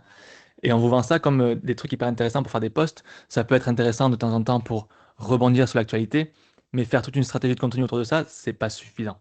Il n'y a aucun problème à Noël. Surtout en plus, vous verrez Noël, fin d'année, c'est une période un peu de flottement. Il n'y a personne qui est vraiment là pour travailler. Donc oui, là, vous pouvez faire des posts Joyeux Noël, etc. Ensuite, pour promouvoir des outils, oui, carrément. Carrément parce que ça montre ton expertise. Mais quand tu fais la promotion d'outils, essaie de le faire avec. Il faut toujours se mettre, quand on crée du contenu, dans la position, dans le fauteuil de la personne qui va consommer son contenu. Moi, ok, je veux que tu as capté mon attention, etc. Ok. Mais une fois que tu as capté l'attention, c'est quoi l'intérêt pour moi de rester jusqu'au bout? Donc, si tu fais la promotion d'un outil, de comment l'utiliser, par exemple, c'est quelque chose que j'ai fait beaucoup, Canva, il faut que tu montes un résultat derrière. Je vais t'apprendre à faire telle image. Je vais vous prendre l'exemple de quelqu'un que j'aime autant que je déteste, Kevin Will, mon associé. Kevin, il est beaucoup dans l'IA générative comme moi. Et Kevin, alors je vais vous montrer un petit peu les posts qu'il fait. Tac. Typiquement, c'est ce qu'il fait. C'est qu'il montre les résultats. Alors, dans ces carousels de qu'est-ce qu'il peut avoir comme résultat avec les visuels qu'il peut faire. Avec, voilà, par exemple, ça c'est avec une IA. Comment créer un selfie qui te fait perdre la tête? Et il va montrer le détail de comment faire, le prompt. Il va tout expliquer. Et après, donner plusieurs résultats, hop, hop, hop, etc. Euh, Moi, si je devais le faire, je mettrais en plus la méthodologie. Parce que comme ça, les gens peuvent le répliquer chez eux. Et ça serait encore plus intéressant, je trouve. Mais voilà, du coup, ça c'est hyper intéressant. Mettre les résultats et détailler la façon de faire. Je dois avoir des posts quelque part, je pense que je ne les retrouverai pas. Plus bas, il doit expliquer. Mais oui, en gros, c'est hyper intéressant de le faire. Mais si c'est juste 5 conseils sur Canva, ça serait pas terrible. Par contre, comment faire ceci avec Canva, ça peut être beaucoup plus intéressant. Déjà, tu vois, c'est un angle d'attaque qui est différent et qui peut être hyper intéressant. Euh, Là, ah oui, pourquoi tes carousels ne marchent pas? Un post que j'avais fait, je fais un petit truc d'humour sur la coupe mulet pour introduire, pour capter l'attention. Et derrière, en fait, je marque les différentes erreurs. Donc c'est pour ça, je commence avec quelque chose de divertissant et derrière, j'apporte la valeur. Là, typiquement, hop, erreur 6, erreur 7, erreur 8, et voilà. Et un petit appel à l'action pour commenter. Mm. Donc, je ne sais pas si ça répond à la question, mais en gros, oui, pour promouvoir des façons de faire, des conseils, des outils, c'est Oui. génial à faire, mais le faire avec toujours cette envie de distraire et d'apporter un résultat. Voilà, Mhm. D'avoir une petite différence. exact. Et voilà, quand tu crées du contenu, en fin de compte, tu vas aller un petit peu plus loin que juste attirer l'attention. Ouais, Tu avais ton tableau où tu divertis les gens et aussi, voilà, ouais. tu n'hésites pas à, bah, même si ça peut déplaire, à donner des erreurs, même si ça peut être des choses que certains font, qualifier Oui, d'erreurs, voilà, faut pas avoir peur de faut frustrer les assumer gens ses ou choix. quoi, parce que justement, il y a un espace commentaire. Si les gens sont frustrés ou qu'il y a des choses qui ont été mal prises, on peut avoir parfois des commentaires virulents aussi. Faut pas avoir peur du bad buzz, ça n'existe pas vraiment le bad buzz en réalité. Et parfois, il y a des gens qui sont parfois choqués de la façon dont je peux amener les sujets ou quoi, même si je suis pas un grand clivant, hein. Mais ça peut arriver. Et du coup, simplement en échangeant en commentaire, en fait, on remet les points sur les i, on se remet d'accord. Parfois, c'est souvent mal interprété parce que ça reste du contenu écrit ou très succinct, quoi. Donc voilà, faut pas avoir peur de ça, il n'y a pas peur de vexer, quoi. Mais oui, donc en gros, oui, avoir une approche divertissante, ça c'est la première chose pour capter l'attention. Et après, ce que moi j'appelais le doggy bag, quelque chose à emporter, c'est que les gens, il faut qu'ils aient quelque chose à retenir de ça et à garder de votre Un vrai contenu. conseil. Et du coup, ben, en fait, tu as répondu à toutes les questions, mais c'est vrai qu'il y en a Yes! beaucoup qui sont arrivés en cours de route. Juste une Allez, sur n'hésitez le pas. fait de, voilà, en quelle langue communiquer, bah, ça c'est transverse à tous les réseaux sociaux, hein, c'est pas, ça Ouais, dépend. Si la majorité effectivement euh, parle en français, j'imagine que tu vas leur dire de publier dans sa oui, langue voilà, dans la mais langue de la cible, hein, comme tu as ça peut être expliqué au début. compliqué, par exemple, pour des pays qui sont comme la Suisse ou le Canada, tu sais, où c'est des pays Mm, bilingues. Malheureusement, aujourd'hui, il n'y a pas le choix, faut choisir. Faut prendre une langue. Donc, faut trancher parfois dans le vide du truc et il faut choisir une langue. Donc, choisis la langue de la majorité de ta cible. Mais voilà, peut-être que ça changera dans quelques années. Tu sais, il y a maintenant, tu peux traduire très vite. Donc, mm. peut-être que ça se fera automatiquement dans quelques années. Pour l'instant, malheureusement, on n'est pas obligé, quoi, de choisir. Ben, merci en tout cas pour tous tes conseils, c'était Un grand hyper, plaisir. pertinent, intéressant. Ouais, merci J'espère à tout le monde. qu'on aura répondu aux questions de tout le monde et de toute manière, on leur communiquera ton contact, parce qu'il y avait des questions un peu plus précis enfin voilà, si ça allait trop dans le détail, je les ai invités, Soraya les a invités aussi à te contacter et à se rapprocher d'un conseiller CCI pour faire le point sur, voilà, Très bon. sur ce sujet. Et du coup, on se fera un plaisir de mettre le lien aussi sous le, voilà, sous le replay sur la feuille On a une petite page de présentation pour Sébastien et on vous passera tous ses coordonnées. Voilà. Je te laisse le mot de la fin quand même si tu veux Parfait, non, dire mais quelque merci chose. beaucoup. Je suis en train de regarder les messages, je vois ça a été hyper actif, on a encore 45. Merci d'être resté jusqu'au bout. Franchement, c'est hyper agréable d'avoir des présentations comme ça où il y a autant d'interactions, quoi. Donc, merci à vous deux, Amélie et Soraya, d'avoir organisé ça. Merci à tous d'avoir été là ce lundi matin pour commencer la semaine.